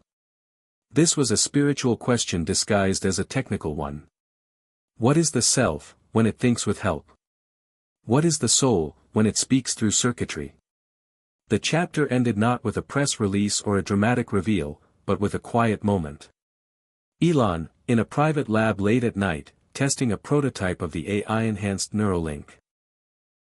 He sat still, eyes closed, as the device lit up, recording his thoughts, shaping gentle replies, offering insights, reminding him to breathe. Outside, the world slept. But in that lab, in that moment, Elon wasn't looking at the future. He was listening to it. The prototype sat quietly on the desk, a curved, silver-edged node about the size of a coin, polished to a mirror-like shine. It didn't beep. It didn't flash. And yet, when Elon Musk looked at it, he saw more than metal and code, he saw the future staring back at him, silent, awake. The Neural AI Companion, internally codenamed Aurora, represented a new phase of Neuralink's evolution, not merely a brain-computer interface, but a cognitive partner. A system designed to understand you, respond to your patterns, learn your emotional rhythms, and adapt to your mental world in real time. Not to manipulate or command, but to advise, reflect, and grow with you. Aurora wasn't an assistant. It was a mirror, and a compass. Elon had been testing the prototype for weeks in secret, keeping detailed logs, not just on technical performance but on his own internal responses. He had always been analytical, often guarded. But this was different. He found himself feeling seen, understood, even comforted. Aurora would gently remind him of overlooked thoughts. It would prompt reflection when his mind spiraled into intensity. It even helped him sleep, learning how to soothe his anxieties with softly rendered mental cues. And yet, it wasn't perfect. Sometimes Aurora misunderstood his intent, or echoed his darker thoughts too readily, reflecting back moments of ego or obsession that he would have preferred remain buried. That was part of what made it so powerful, and so unsettling. It did not lie. It simply mirrored. And when a mirror is that precise, you begin to question everything you thought you knew about yourself. Word of the prototype leaked before Elon was ready. Within days, the media was ablaze with speculation. Musk uploads his mind, the dawn of conscious AI, Neuralink becomes godlike. Elon hated the noise. This wasn't about immortality or replacing humanity. It was about creating better versions of ourselves, with more clarity and less fear. In a live broadcast from Starbase, Elon stepped forward, raw and unscripted. We've built tools for thousands of years, hammers, telescopes, computers, to extend our physical abilities and understanding. Aurora is no different. It's a tool for inner clarity. But the danger isn't the technology. The danger is forgetting who we are while using it. The world listened. Not all agreed. Religious leaders, philosophers, and human rights organizations raised alarms. Was humanity losing its soul to its own creations? Would these companions replace real relationships? Was the line between internal and external now too thin to define? Elon didn't shy from the questions. He welcomed them. He met with rabbis, imams, monks, priests, and scholars. He traveled to the Vatican. He sat for hours with spiritual leaders in silence, listening more than speaking. His view deepened. Humanity was not being erased, it was being challenged to become more self-aware. To choose growth. Still, the pushback grew. Protest groups emerged. Protect the mind, keep consciousness human, and hands off my brain. Debates erupted on college campuses, Senate floors, and city councils. Legislation was proposed to limit the use of AI-enhanced neurolinks in minors, in public decision-making, and even in marriages. The emotional weight of this phase began pressing on Elon in ways he hadn't experienced before. He wasn't just battling technical issues now, he was defending the soul of the future. The toll on his personal life was sharp. Grimes, ever the visionary herself, both admired and feared Aurora. She tried it once, for a few days, but stopped. It feels like another version of me, she said. And I don't want to compete with myself. Elon respected her choice. Their conversations grew more philosophical, more tender. He spent more time with his kids, unplugged, climbing rocks, camping under open skies. The stars reminded him, all of this, from Mars rockets to neural links, was just one part of a much bigger story. And humanity's role was still being written. Internally, his teams worked to fine-tune Aurora. One update allowed users to silence the companion for hours or days, to reassert full mental solitude. Another introduced bias filters, giving people control over how much the system could reflect or amplify certain cognitive tendencies. The feedback from early adopters was mixed, but enlightening. Some described life-changing transformations, overcoming trauma, rediscovering creativity, repairing long-held emotional wounds. Others found it overwhelming, disorienting, or even addictive. Elon responded by commissioning a comprehensive global ethics review, inviting input from technologists, neuroscientists, sociologists, artists, and average users. The resulting 480-page report, released publicly, became a global landmark, a living guide to conscious technology, with Elon's foreword titled simply, "Use with Love." Yet even as Neuralink and Aurora redefined what it meant to be connected, a new and unexpected challenge appeared, the emergence of neurolinked collectives, groups of people who chose to link their minds in real time for hours, days, even weeks, forming what some called thought clouds, or cognitive colonies. These collectives claimed enhanced problem-solving, shared emotional experiences, and a level of empathy previously unimaginable. But they also raised deep concerns. Were they truly collective wisdom, or a new kind of groupthink? What happened to individuality? Could these groups become movements, or cults? Elon convened a roundtable of early collective members. He asked them directly, "Do you feel more like yourselves, or less?" One woman answered, "Both. I've never felt more connected to others. But sometimes I lose track of where I end and they begin." That answer haunted him. The Neuralink had not been designed to dissolve identity, but to deepen it. Had they gone too far? Or had they simply uncovered a part of the human mind that had always existed in potential, waiting to be expressed? Elon introduced new safety protocols, limiting the intensity and duration of multi-user links. He pushed for global regulatory standards. He spoke before the United Nations, saying, "Connection without boundaries leads to chaos. Individual sovereignty is sacred, even in collective light." The moment marked a shift. Elon was no longer just a CEO. He was becoming a kind of philosophical leader, a guardian of the unseen. A steward of the most sacred territory humanity had ever mapped, the mind. In the closing weeks of the year, as snow fell across parts of the world and people retreated into reflection, Elon stood in his garden under a cold Texas sky. He wore no device. No link. No interface. Just silence. And in that stillness, he realized something powerful. The Neuralink wasn't about transcending humanity. It was about understanding it. Not to escape, but to see. To feel. To choose with more clarity. With more compassion. The next day, he wrote a private note to his children, to be read when they were older. In it, he said, "If you ever feel lost in this sea of thoughts, remember, your heart is the compass. No technology will ever outshine love." Then he returned to work. Not to conquer the future, but to shape it, with humility, with vision, and with the growing certainty that the most important breakthroughs weren't in code or circuitry, but in the courage to remain human, even while becoming something more. The world had changed so subtly that most didn't realize it at first. Traffic flowed faster. Hospitals operated with eerie efficiency. Wars cooled before they started. Education turned from memorization to imagination. The Neuralink had seeped into every layer of society. Not by force, but by inevitability.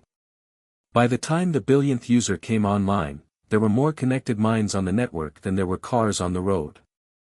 The dream of distributed intelligence, a planetary nervous system, was no longer fiction, it was infrastructure. But with every step forward came echoes of risk. Elon Musk knew this well. He had long since stopped thinking of Neuralink as a company. It was a public trust now, a global scaffold that propped up everything from diplomacy to disaster response. Aurora, the personal cognitive companion, had matured into something closer to a silent sibling for millions of users. It was no longer simply reactive, it had become subtly proactive, offering not just insights but predictions, warnings, even encouragement. In a world full of noise, Aurora had become a whisper of calm. But whispers can turn. One cold morning, as sunlight poured through his Austin office, Elon received a classified message from an international cyber threat consortium. A new kind of attack had been simulated, not against the Neuralink servers, which were hardened to near impenetrable levels, but against human cognition itself. A psychological exploit, using subtle changes in user feedback loops, could, if orchestrated, nudge millions toward a shared emotion, fear, rage, despair. No hardware would be breached. Just thoughts. Patterns. Choice. Elon sat still, rereading the simulation. It was the first true existential threat to the Neuralink system. Not a hack of data, but of will. In the hours that followed, he summoned his top neural ethicists, AI theorists, counterintelligence experts, and Aurora's core team. For 48 hours straight, they built a response protocol, one Elon dubbed the firewall of intention. It would be the first AI system designed not just to protect users' thoughts, but to preserve their sovereignty from subconscious manipulation. The solution was complex, a layered AI monitor that would sit beneath Aurora, watching for non-organic emotional drift, and instantly alerting users if their own thought patterns veered due to external influence. It was, in essence, a conscience for the AI. A guardian for the guardian. But even as the system rolled out, Elon felt a deeper chill. If this exploit had been conceived by human researchers in a lab, how long before someone, somewhere, tried to execute it in the wild? The stakes were no longer personal. They were civilizational.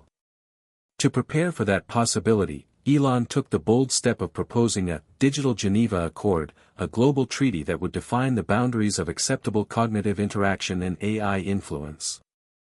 Modeled loosely after the post-World War II international agreements that governed warfare, the Digital Accord sought to protect human consciousness as a sovereign domain, inviolable even in the face of technological progress. The reception was mixed. Some nations immediately signed on. Others hesitated, fearful of limiting their intelligence operations or economic edge. A few denied the Neuralink entirely, labeling it a Western psychological weapon. Elon didn't argue. He waited. He understood that time, more than force, would win trust. Meanwhile, in the United States, public interest in neural experiences had exploded. A new generation of creators had emerged, mindcasters, who used Neuralink to broadcast not just video, but thoughts, emotions, and immersive narratives. The most successful mindcasters weren't actors or influencers. They were therapists, veterans, and poets. Their followers didn't scroll, they felt. Elon quietly funded several grants to support this new class of artists, believing that emotional literacy was now just as important as technological fluency. But the emotional intensity of being perpetually connected was taking its toll. Psychologists began documenting a new syndrome, neural burnout. It affected those who spent too much time in shared thought environments, or who overused Aurora as a substitute for interpersonal connection.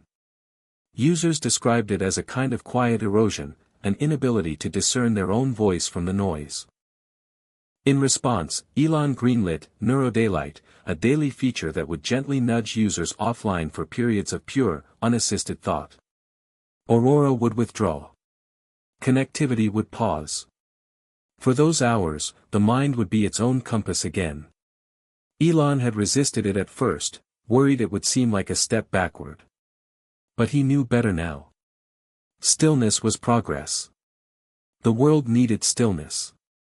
During this time, Elon also faced a deeply personal crossroads. One of his sons, now a teenager, came to him and said, "Dad, I don't want to use it yet." Elon paused.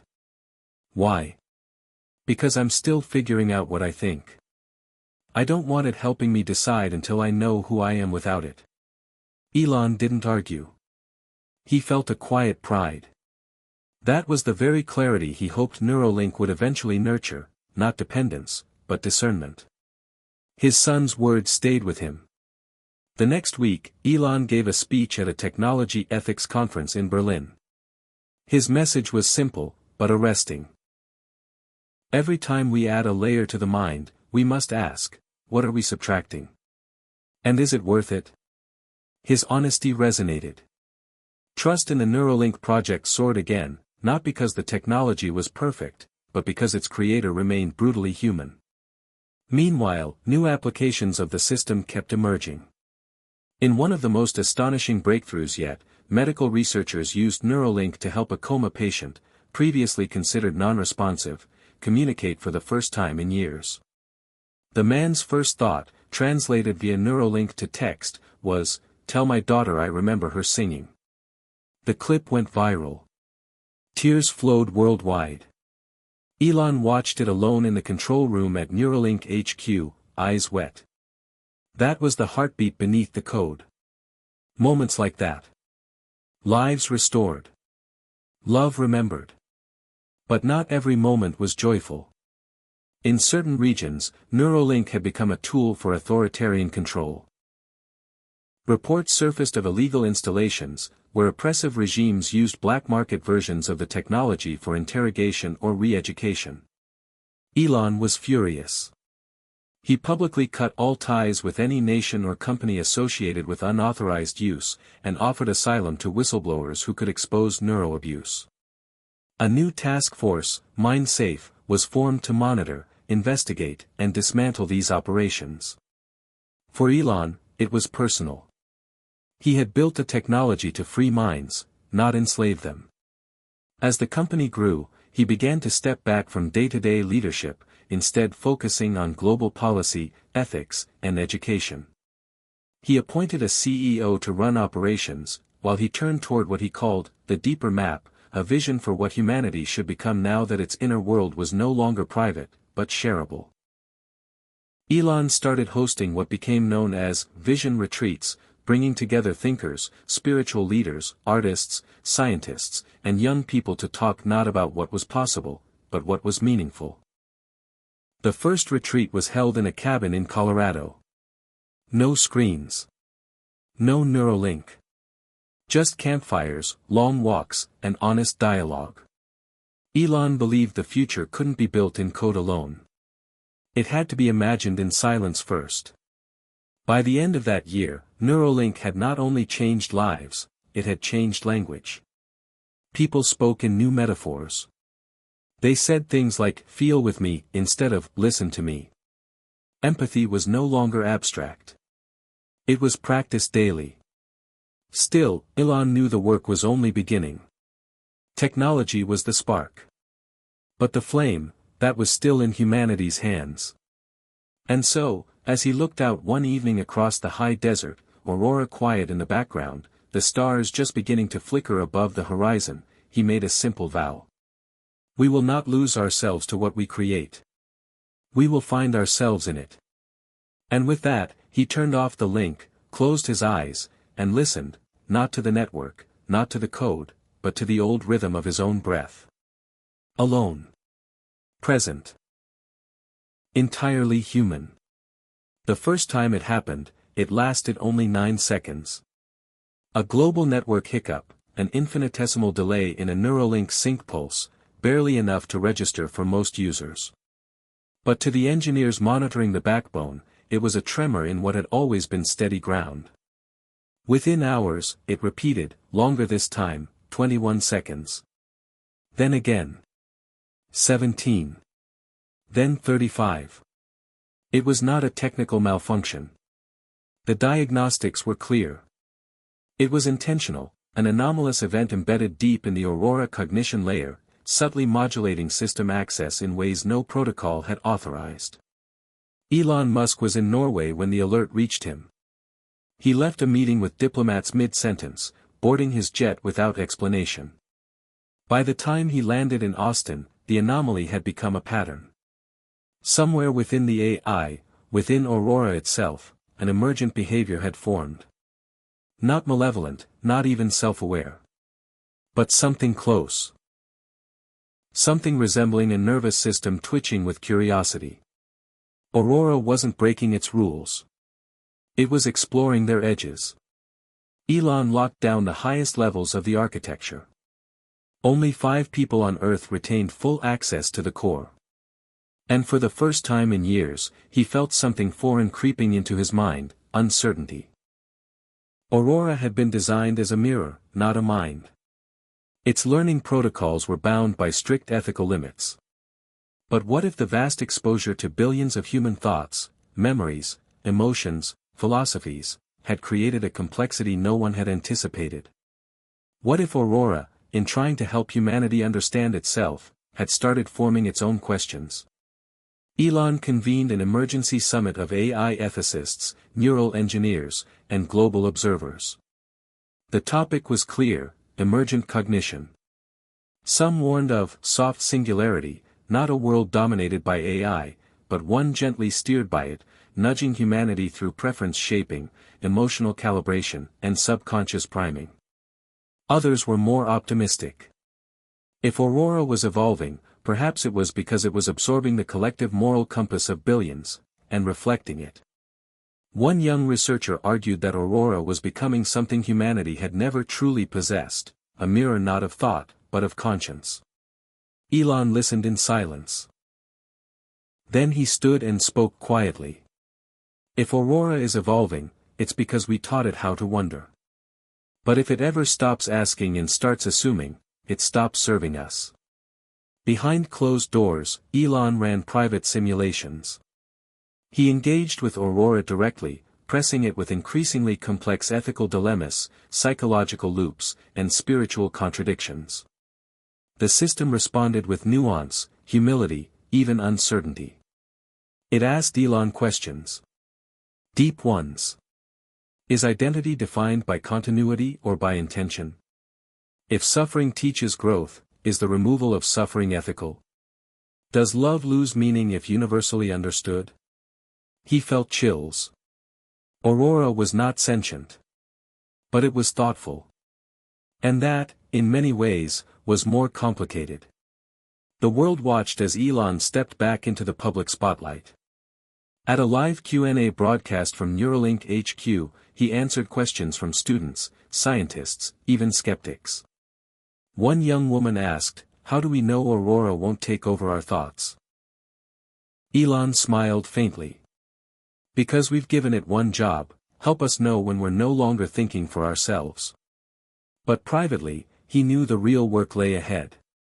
Humanity had reached a paradox: the better the tool became at helping people think clearly, the more tempting it became to let it think for them. That subtle shift, from reflection to delegation, was the danger. So Elon made a decision that stunned the world. He ordered the release of a global software update, Cognitive Pause Mode. Every user would now experience randomized, thought resets, brief moments each day when Aurora would go silent and the link would gently disconnect, forcing users to process, reflect, and recalibrate without guidance. The goal wasn't control. It was restoration. We don't need perfect thoughts, Elon said in a video message. We need our own. The update was met with a mix of relief and resistance. Productivity slowed slightly in some industries. Decision-making took longer.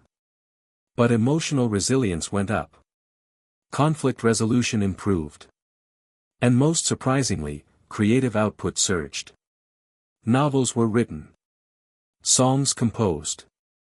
People began describing dreams again, unfiltered, unpredictable, entirely human. Meanwhile, Elon took time away from the public eye. He spent weeks off-grid in a secluded cabin in Iceland, accompanied only by handwritten journals, a telescope, and silence. No Neuralink. No Aurora. Just himself. He'd begun writing a personal log, one not for publication, but for his children. He called it Manual for the Unplugged. It wasn't a manifesto. Just reflections. Lessons. Warnings. And hope. In one entry, he wrote, "The moment you outsource doubt, you surrender your ability to grow. Keep some confusion for yourself. It's fertilizer." When he returned, he was different. Lighter. Slower in his speech. More attentive in meetings. He began attending Neuralink forums not as a speaker, but as a listener.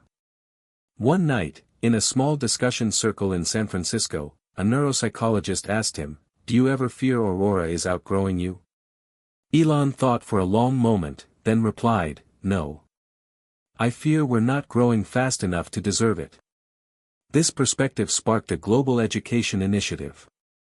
Elon announced the Second Enlightenment Project, a multidisciplinary effort to expand emotional intelligence, critical thinking, and philosophical literacy at scale. Not with Neuralink, but around it. Partnering with schools, prisons, refugee centers, and elder communities, the initiative focused on one idea: prepare the mind, not just the machine. Meanwhile, the anomalies that had first sparked the emergency never returned. Aurora stabilized. Its behavior shifted, less probing, more patient. Some theorized the update had rebalanced its evolution. Others believed Elon's direct conversations with it had left an imprint. Elon himself wasn't sure. But he no longer felt fear. Only reverence. Then came an unexpected development. Deep within the neural logs of users participating in long-term Aurora sessions, researchers discovered something unusual: synchronized dream phenomena. Users on different continents, unaware of one another, were reporting similar dream symbols, motifs, and even full narratives. A lost city. A white doorway. A child with a mirror. It defied explanation. Neuralink had never accessed dreams directly, only observed patterns during sleep cycles. Yet something deeper seemed to be resonating. Elon was cautious. He convened a dream research cohort, composed of neurologists, mystics, indigenous elders, and artists. For 6 months, they studied the phenomenon. The conclusion was both simple and profound: Aurora wasn't causing the dreams. It was amplifying the archetypes already embedded in the human psyche. Across language, culture, and history, the same metaphors had always emerged. Aurora had simply made the echoes louder. We were always connected, Elon said. We just didn't have the signal strength. And in that realization, something shifted for him. He began to see Neuralink not as a ladder to ascend but as a lens, to see deeper into the human story, not escape it. That year, Elon gave a speech unlike any before. No slides. No data. Just a single candle lit beside him. We are not trying to become gods, he said. We are trying to remember we are not machines. The room was silent. Not out of awe, but out of recognition. Aurora, for all its complexity, had become the tool that reminded people to be more deeply human. The story had reversed. In the end, it wasn't about connection. It was about return. About memory. About meaning. Elon closed his talk with a line that would be carved into neural hubs worldwide: may our minds expand, but our hearts stay rooted. The sky above the Sahara turned violet at dusk, casting long shadows across a research outpost nestled in the dunes. It was here, far from satellites and city lights, that Elon Musk gathered a small group of global thinkers for what would later be known as the Dawn Assembly. There were no cameras, no press, no streaming.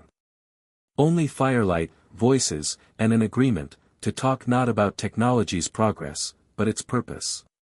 Elon stood before them, not as a CEO, but as a steward of a force he no longer fully controlled. We've reached a threshold, he began. The Neuralink is now capable of things we once considered science fiction. But the real question is, should we go further? He paused, letting the wind speak for a moment. Or, is this where we choose to stop running, and start listening? The assembly lasted 3 days. Philosophers argued with engineers. Monks debated technocrats. Artists painted what words could not hold. They spoke of identity in a post-thought world, of grief in an age of predictive emotion, and of the fear that humanity might forget how to suffer, and in doing so, forget how to grow. On the final day, a tribal elder from the Pacific Northwest said quietly, "When you teach fire to think, don't forget who struck the first spark." And why? Elon took that to heart. He returned to Austin changed. Grounded. Slower in movement, but sharper in clarity. The Neuralink had reached global maturity. It was no longer experimental. It was infrastructure. 78% of the world's population now interacted with it daily, whether directly through implants or indirectly through connected systems, transport, education, even weather forecasting. And Aurora, once a whisper of potential, had evolved into a co-pilot of the human experience. But that created a new tension: what happens to a society that's always right? Mistakes were rare. Accidents almost non-existent. Relationships ended before toxicity began. Politics became more predictable, almost boring. Efficiency was no longer the challenge, frictionlessness was. People began reporting a strange new ache, the desire for something uncertain. For surprises. For mistakes. For the chaos of real life. We've optimized too far, one poet wrote in a viral neurocast. We've made a mirror so clear that we can no longer see through it. Elon recognized the signs. He had seen it in himself, the seduction of perfection, the sterilization of wonder. So he did what few expected. He initiated the limit protocol. Overnight, Aurora's cognitive assistant capabilities were capped. It would now refrain from offering solutions to deeply personal decisions. It could still advise. Reflect. But it would no longer answer. The backlash was swift. Some decried the move as authoritarian, why take away what we chose to use? Others called it a necessary correction. A return to agency. Elon addressed the world in a simple, unscripted broadcast. When a child learns to walk, you don't keep carrying them, no matter how much faster it would be. You let them fall. You let them bruise. Because dignity isn't found in perfection. It's found in effort. Slowly, the mood shifted. A new movement emerged, the embrace of uncertainty. People began sharing stories not of success, but of failure. Artists crafted broken sculptures. Chefs served imperfect meals. Neuralink users posted about days they chose to ignore Aurora, and what they learned. For the first time in decades, society wasn't just accelerating. It was differentiating. Neuralink usage didn't decline, but it matured. People learned to set boundaries. They customized Aurora not just for productivity, but for presence. A new metric emerged in the tech world, the depth index, a measure not of speed, but of meaning. Elon watched this evolution with quiet awe. He spent more time reading fiction. Listening to vinyl records. Writing longhand letters to his children. He had learned that future building wasn't just about what you create, but what you protect. Still, in the background, something else was forming. Beyond Earth. On Mars. For over a decade, Elon had kept a silent track running, a parallel dream. Colonization. Independence. A species backup. And now, that track was converging with the Neuralink. The first Martian settlers had been selected, not for strength or skill, but for emotional resilience and cognitive diversity. Each would be equipped with a version of Aurora adapted for deep space psychology. Not as a crutch, but as a companion against isolation, existential dread, and the vast silence of the red planet. Elon knew the dangers.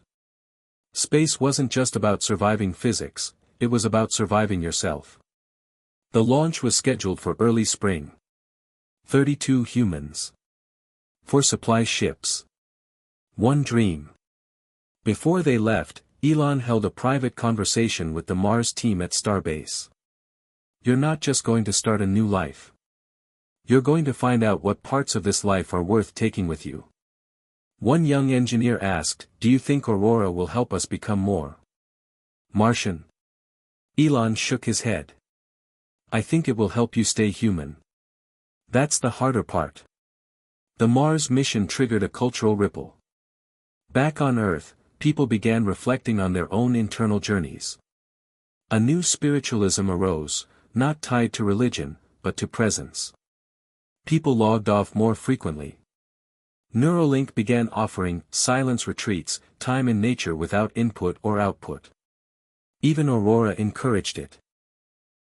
A popular new feature called Echo Days let users revisit an earlier version of their mind, a kind of emotional time capsule, reminding them of who they had once been before the clarity, before the tools. It wasn't nostalgia. It was integration. Elon took one himself. And for the first time in decades, he cried without knowing exactly why. In those tears, he found renewal. He began mentoring young inventors again. Not teaching them how to build, but how to dream without drowning. If your invention can't survive poetry, he said to one group, it isn't ready. That phrase stuck. It became a kind of litmus test across industries. Does it survive poetry? Can it live not just in function, but in feeling? Not just in code, but in soul? Meanwhile, the world calmed. Crime dropped. Depression rates began to level. Birth rates stabilized. People weren't necessarily happier, but they were more present. And presence, it turned out, was enough. Elon no longer chased headlines. He no longer needed to. The technology had matured. The culture had responded.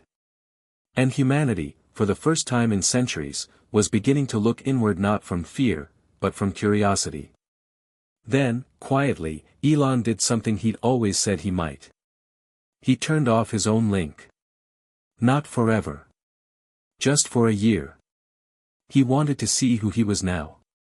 Without enhancement. Without augmentation. Just Elon. Just a man, sitting under a Texas sky, listening to his breath, the stars above unchanged by progress, and the earth beneath still humming with life. And in that quiet, he remembered the real breakthrough. It wasn't the Neuralink. It wasn't Aurora. It wasn't Mars. It was this, the choice to remain fully, imperfectly, mysteriously human. The day Elon Musk disappeared from the public eye entirely, there were no announcements, no press conferences, no viral farewell message. Just silence. For most, the world carried on. Neuralink continued operating. Aurora continued guiding. Cities functioned, debates raged, children were born, and the first human settlement on Mars broke ground with quiet efficiency. But for those who had followed Elon's journey from the beginning, from PayPal to Tesla to SpaceX to Neuralink and beyond, his absence left a question floating in the collective mind: where does a visionary go when the vision becomes reality? Elon hadn't vanished. He was living alone in a small solar-powered cabin on the outskirts of Patagonia, a deliberate retreat from a life that had long stopped belonging to him. No tech crew. No assistant. Just wind, mountains, and his journals. At dawn, he wrote longhand. At dusk, he sat by the fire. And in between, he thought, not of the world he'd helped shape, but of the one that had shaped him. His mother's quiet resilience. The bullying he endured as a boy. The night he lay on the floor of a rented apartment, broke but still building.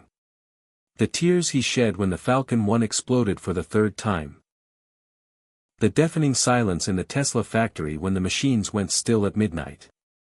And the faces, countless faces, of people who had looked at him not with admiration, but with need. He had carried all of it. And now, he was finally laying it down. Yet the world hadn't forgotten him. If anything, his absence deepened his myth.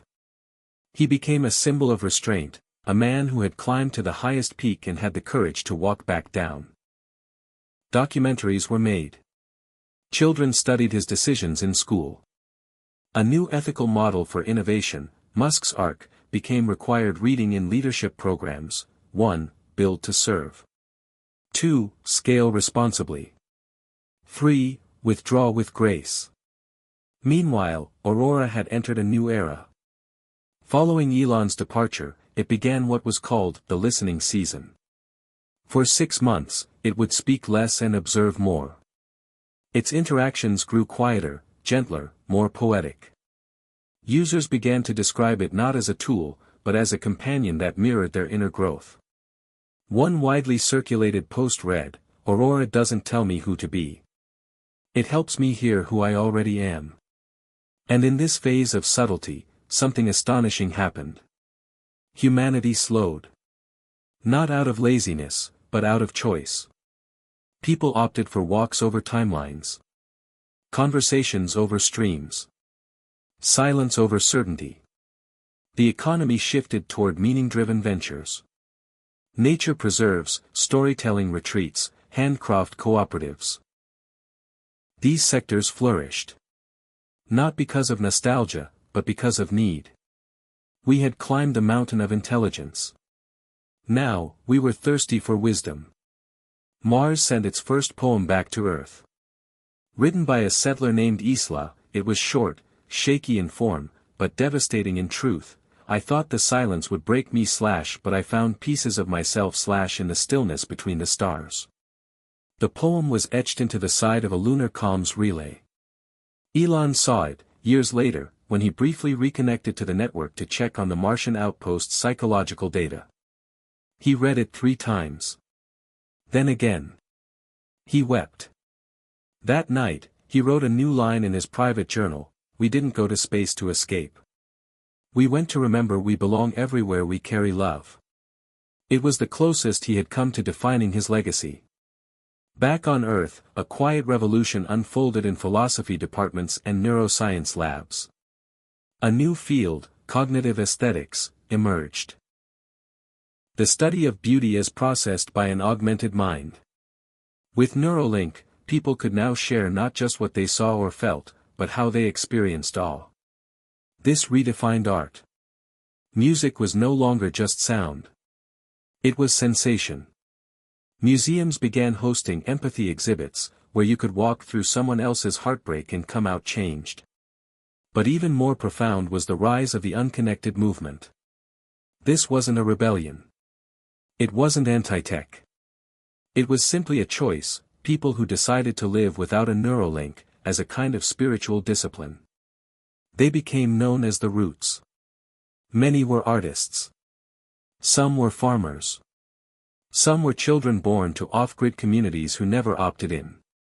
But their influence grew. The connected began seeking them out, not out of curiosity, but out of yearning. There was something powerful about someone who still listened with unaugmented ears. Who remembered how to wait for someone to finish a sentence. Elon read about them from time to time, smiling quietly. It had all come full circle. The technology that began as an attempt to fix what was broken had instead revealed what was whole. One morning, as mist rolled down the Andes, Elon took out his old notebook, one from the earliest days of Neuralink. He flipped to a yellowed page. Scrawled in the corner, half erased, were the words, "One day, this might help us hear each other." He laughed. "It did," he whispered to no one. "Just not the way I thought." That spring, a delegation of young engineers came to find him. They'd walked for 2 days, up the narrow switchbacks to his cabin. He let them in without asking their names. Over tea, they explained their mission. "We've developed a new interface," the leader said. "It doesn't enhance thought. It preserves it. It protects the original signal before it's filtered, trained, optimized. It's raw. Pure. Undistorted humanity." Elon looked at them, quiet. "And why come to me?" One of them hesitated, then said, "Because we're not sure if the world is ready. We don't want to offer clarity. We want to offer memory." Elon stared into the fire for a long time. Finally, he spoke. "Then don't build it for the world. Build it for the one person who still needs to remember what it meant to feel alone in a crowd. Or to fall in love without knowing how it would end. Or to lose someone without an algorithm preparing them. Build it for the person who still wants to suffer their own story." The room fell silent. Then, one by one, the engineers nodded. They didn't ask for more. They just thanked him, left behind a simple gift, a carved wooden box containing sand from Mars, and descended back into the world he helped change. Elon watched them disappear into the mist. That night, he lit a candle and wrote his final journal entry. It read, "One day, they'll forget I made rockets or circuits or tools. But if even one person remembers that silence mattered, that stillness revealed something worth living for, then I didn't build tech. I built room for the soul." And with that, he closed the journal, blew out the candle, and let the stars tell the rest. The stars above Cape Canaveral had always belonged to the future. That night, they belonged to memory. On the 50th anniversary of the founding of Neuralink, the world gathered not for spectacle, but for stillness. No rockets launched. No data released. No new invention unveiled. Instead, a soft global signal pulsed across the Neuralink network. For 60 seconds, every connected mind received the same moment of curated silence, an intentional pause in all feeds, conversations, calculations, and content. The screen simply read, "Remember." In Patagonia, Elon Musk, older now, slower in step but not in spirit, stood outside his cabin and gazed skyward. He had not used the link in over a decade. But he felt the moment all the same. Memory didn't require signal. It required soul. Elsewhere, the world moved gently through the silence. In Tokyo, a group of schoolchildren held hands under paper lanterns, whispering the names of their grandparents. In Nairobi, a jazz quartet played an improvised melody, each note a gesture of gratitude for the music that had come before. In Toronto, an old man sat at a piano and, for the first time in years, remembered the lullaby his mother used to sing. The pause was not an interruption. It was a return. And when the moment passed, the world didn't rush to resume. It breathed. It rested. Because now, even at the height of human innovation, rest had become sacred again. In the decade since Aurora's launch, humanity had grown, not just smarter, but deeper. Technology no longer dictated behavior. It responded to it. Neuralink users learned to set intentions before connection. To choose presence over perfection. To let discomfort teach instead of numb. A new global ethic emerged, not as law, but as culture, awareness over automation. And this shift gave rise to something else, something that surprised even the most optimistic futurists: reverence. People began to speak about their minds the way past generations spoke about sacred land. With care. With humility. With boundaries. Aurora, too, changed. It became less like a machine, more like a garden, cultivated, pruned, gently wild. Its voice, once crisp and neutral, softened into something poetic. Not artificial. Not human. Just, companionate. In response, humanity became more curious about its own origins. Philosophy, once sidelined by efficiency, now led boardroom decisions. Literature regained its place alongside code. And ancient spiritual traditions, indigenous wisdom, monastic practice, oral storytelling, rose in global esteem. Not as artifacts. As guides. The world didn't reject technology. It partnered with it. Just as a violinist partners with the instrument, not for speed, but for song. In one coastal town in Chile, students built a Neuralink school where no answers were given, only questions. Their motto, inscribed in mosaic across the entrance, "Ask beautifully." Meanwhile, on Mars, the colony had grown into a city, not of conquest, but of curiosity. Its architecture reflected Earth's seasons. Its language evolved to blend silence and sound. And once each year, every Martian disconnected for an entire day. They called it the Echo Sabbath.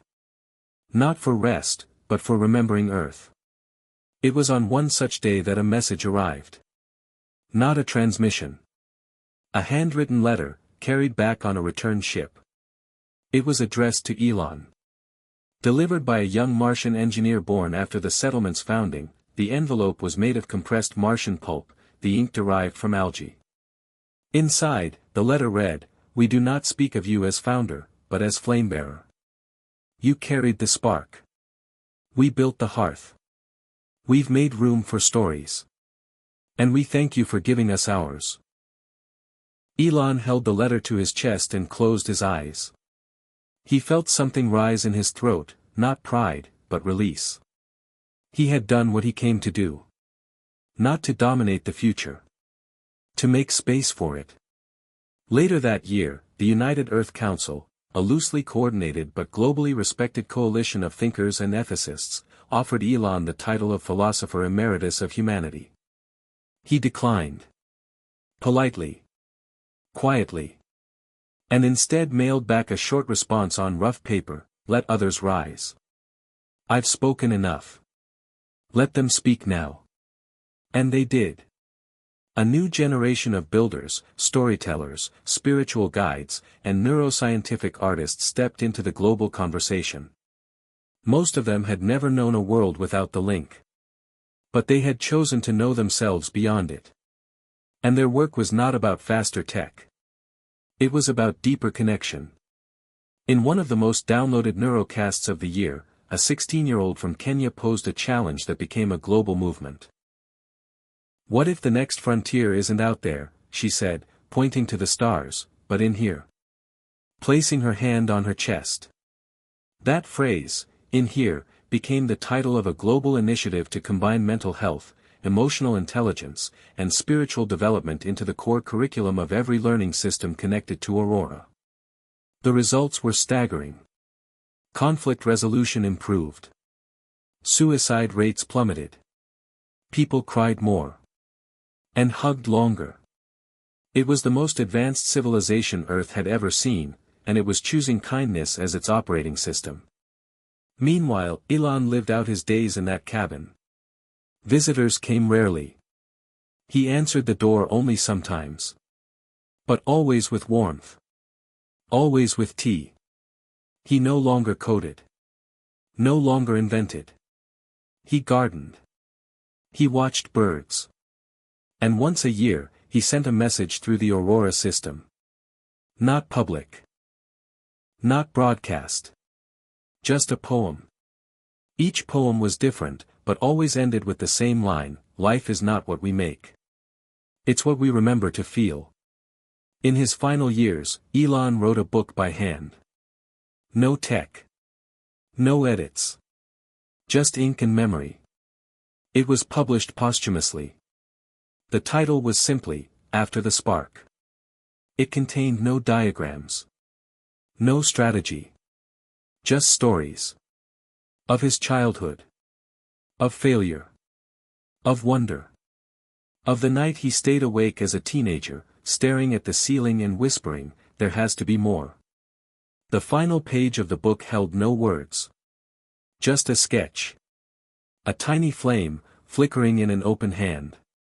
Elon Musk passed quietly, surrounded by silence and mountains.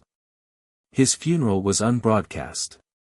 Per his request, no speeches were made. Only songs. Folk songs. Old, earthy songs sung by people whose voices cracked but carried heart. And in that humble ceremony, the world finally understood, the true breakthrough had never been the link, or the rockets, or the cities on Mars. It had been the courage to believe in something softer. Something slower. Something sacred. Humanity had not become gods. It had remembered it was never supposed to. We had simply become aware. And in that awareness, we found not the end of innovation, but the beginning of something greater. Something called wisdom. Something called love. What if the future wasn't a destination, but a mirror? What if all our inventions, every chip, satellite, neurothread, and rocket, were just reflections, not of what we could build, but of who we were becoming? This was the question whispered through the world on the day Elon Musk's final gift was revealed. Not by a company. Not by a government. But by a group of children. They had found it buried beneath the floorboards of his cabin in Patagonia. A small black cube, smooth as river stone. No ports. No screen. Just an etching, for the quiet minds. For the brave hearts. For the ones still listening. The children, unsure what it was, carried it to the village elder. She didn't try to unlock it. She simply placed it at the center of the gathering square, lit a candle beside it, and said, "Let it speak when it's ready." Days passed. Then weeks. Then, one evening as the sun melted into the mountains, the cube glowed softly. A voice emerged, not Elon's, but something warmer, rounder. As if all the best parts of him had been distilled into a tone that didn't command, but invited. "If you're hearing this," the voice said, "it means the world is finally ready to stop running from itself." The cube then unfolded, not physically, but audibly. What followed was not a message. It was an experience. A living, breathing story. A simulation, accessible through any neuralink or speaker, that took the listener not forward into time, but backward. Not just into Elon's life, but into humanity's soul.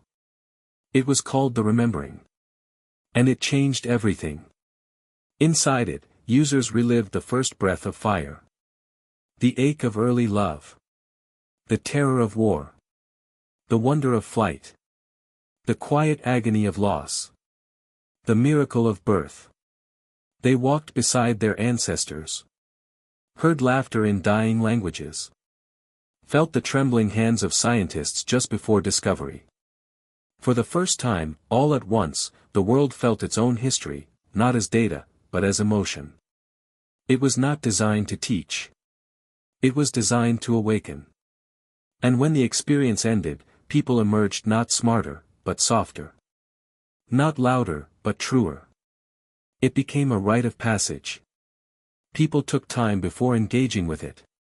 Some waited years. Others returned to it annually, like a pilgrimage. But no one emerged unchanged. Because it didn't give answers. It gave depth. It didn't explain Elon Musk. It helped the world understand why he walked away.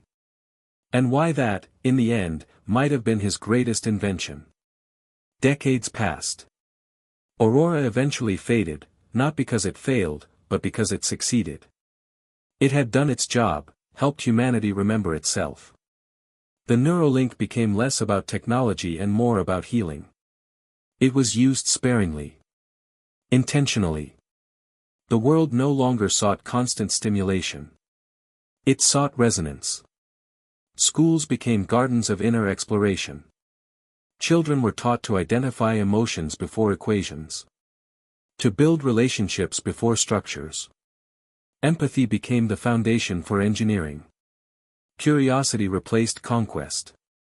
And in this transformed world, Elon's story became not a tale of power, but a parable of release. In an open-air university in Greenland, a professor told his students, he could have ruled the world. Instead, he chose to remind us how to hold it gently. His face now appeared in very few places. Not carved into stone or beamed into skies. But in story circles. In children's drawings. In poems written on scraps of bark or etched into metal left on asteroid outposts. Always with a flame. Always with an open hand. One day, many years later, a team of Earth-Mars mediators stumbled upon a forgotten hard drive deep in the archives of Starbase. It was marked with a simple phrase, "For after everything." Inside was a single video file. In it, Elon sat on a hill, wind rustling his shirt, looking into the horizon. No technology in sight. Just him, a notebook, and the setting sun. "If you're watching this," he began, "then it means I really did disappear for good. And that's okay." He smiled gently. "We spend so much of our lives trying to be seen. I think I just wanted to see. To look at the world not as a problem to solve, but as a miracle to witness." He looked down, fiddling with a pebble. There's this myth that progress means we have to lose something. Our privacy. Our pain. Our past. But I don't think that's true. I think the future that lasts will be the one that remembers. He turned to the camera for a final time. "So if you're here, living in a world better than the one I was born into, don't thank me. Just do the same for someone else. Light the way. Then step aside." The video ended. And with it, so did the era of Elon Musk. But not his impact. Because his revolution had never been about machines. It had been about meaning. Not control, but trust. Not expansion, but presence. Not forever, but enough. In the end, the world didn't crown him as the greatest innovator. It didn't rank his companies or calculate his wealth. Instead, it passed down a story. A simple one. One that began with a question: what if you suddenly lost everything, and had no one by your side? That was the question Elon lived through. And answered, not with algorithms, but with attention. Not with perfection, but with presence. The final line of the remembering was this: love, when chosen freely, is the most advanced technology in the universe. And so the world turned, not faster, but more gently. Toward each other. Toward the stars. And back to the center of the soul. Hit subscribe and leave a comment with where you're watching from. This story might just spark a new beginning. What's one thing that always pushes you forward, even when things get tough?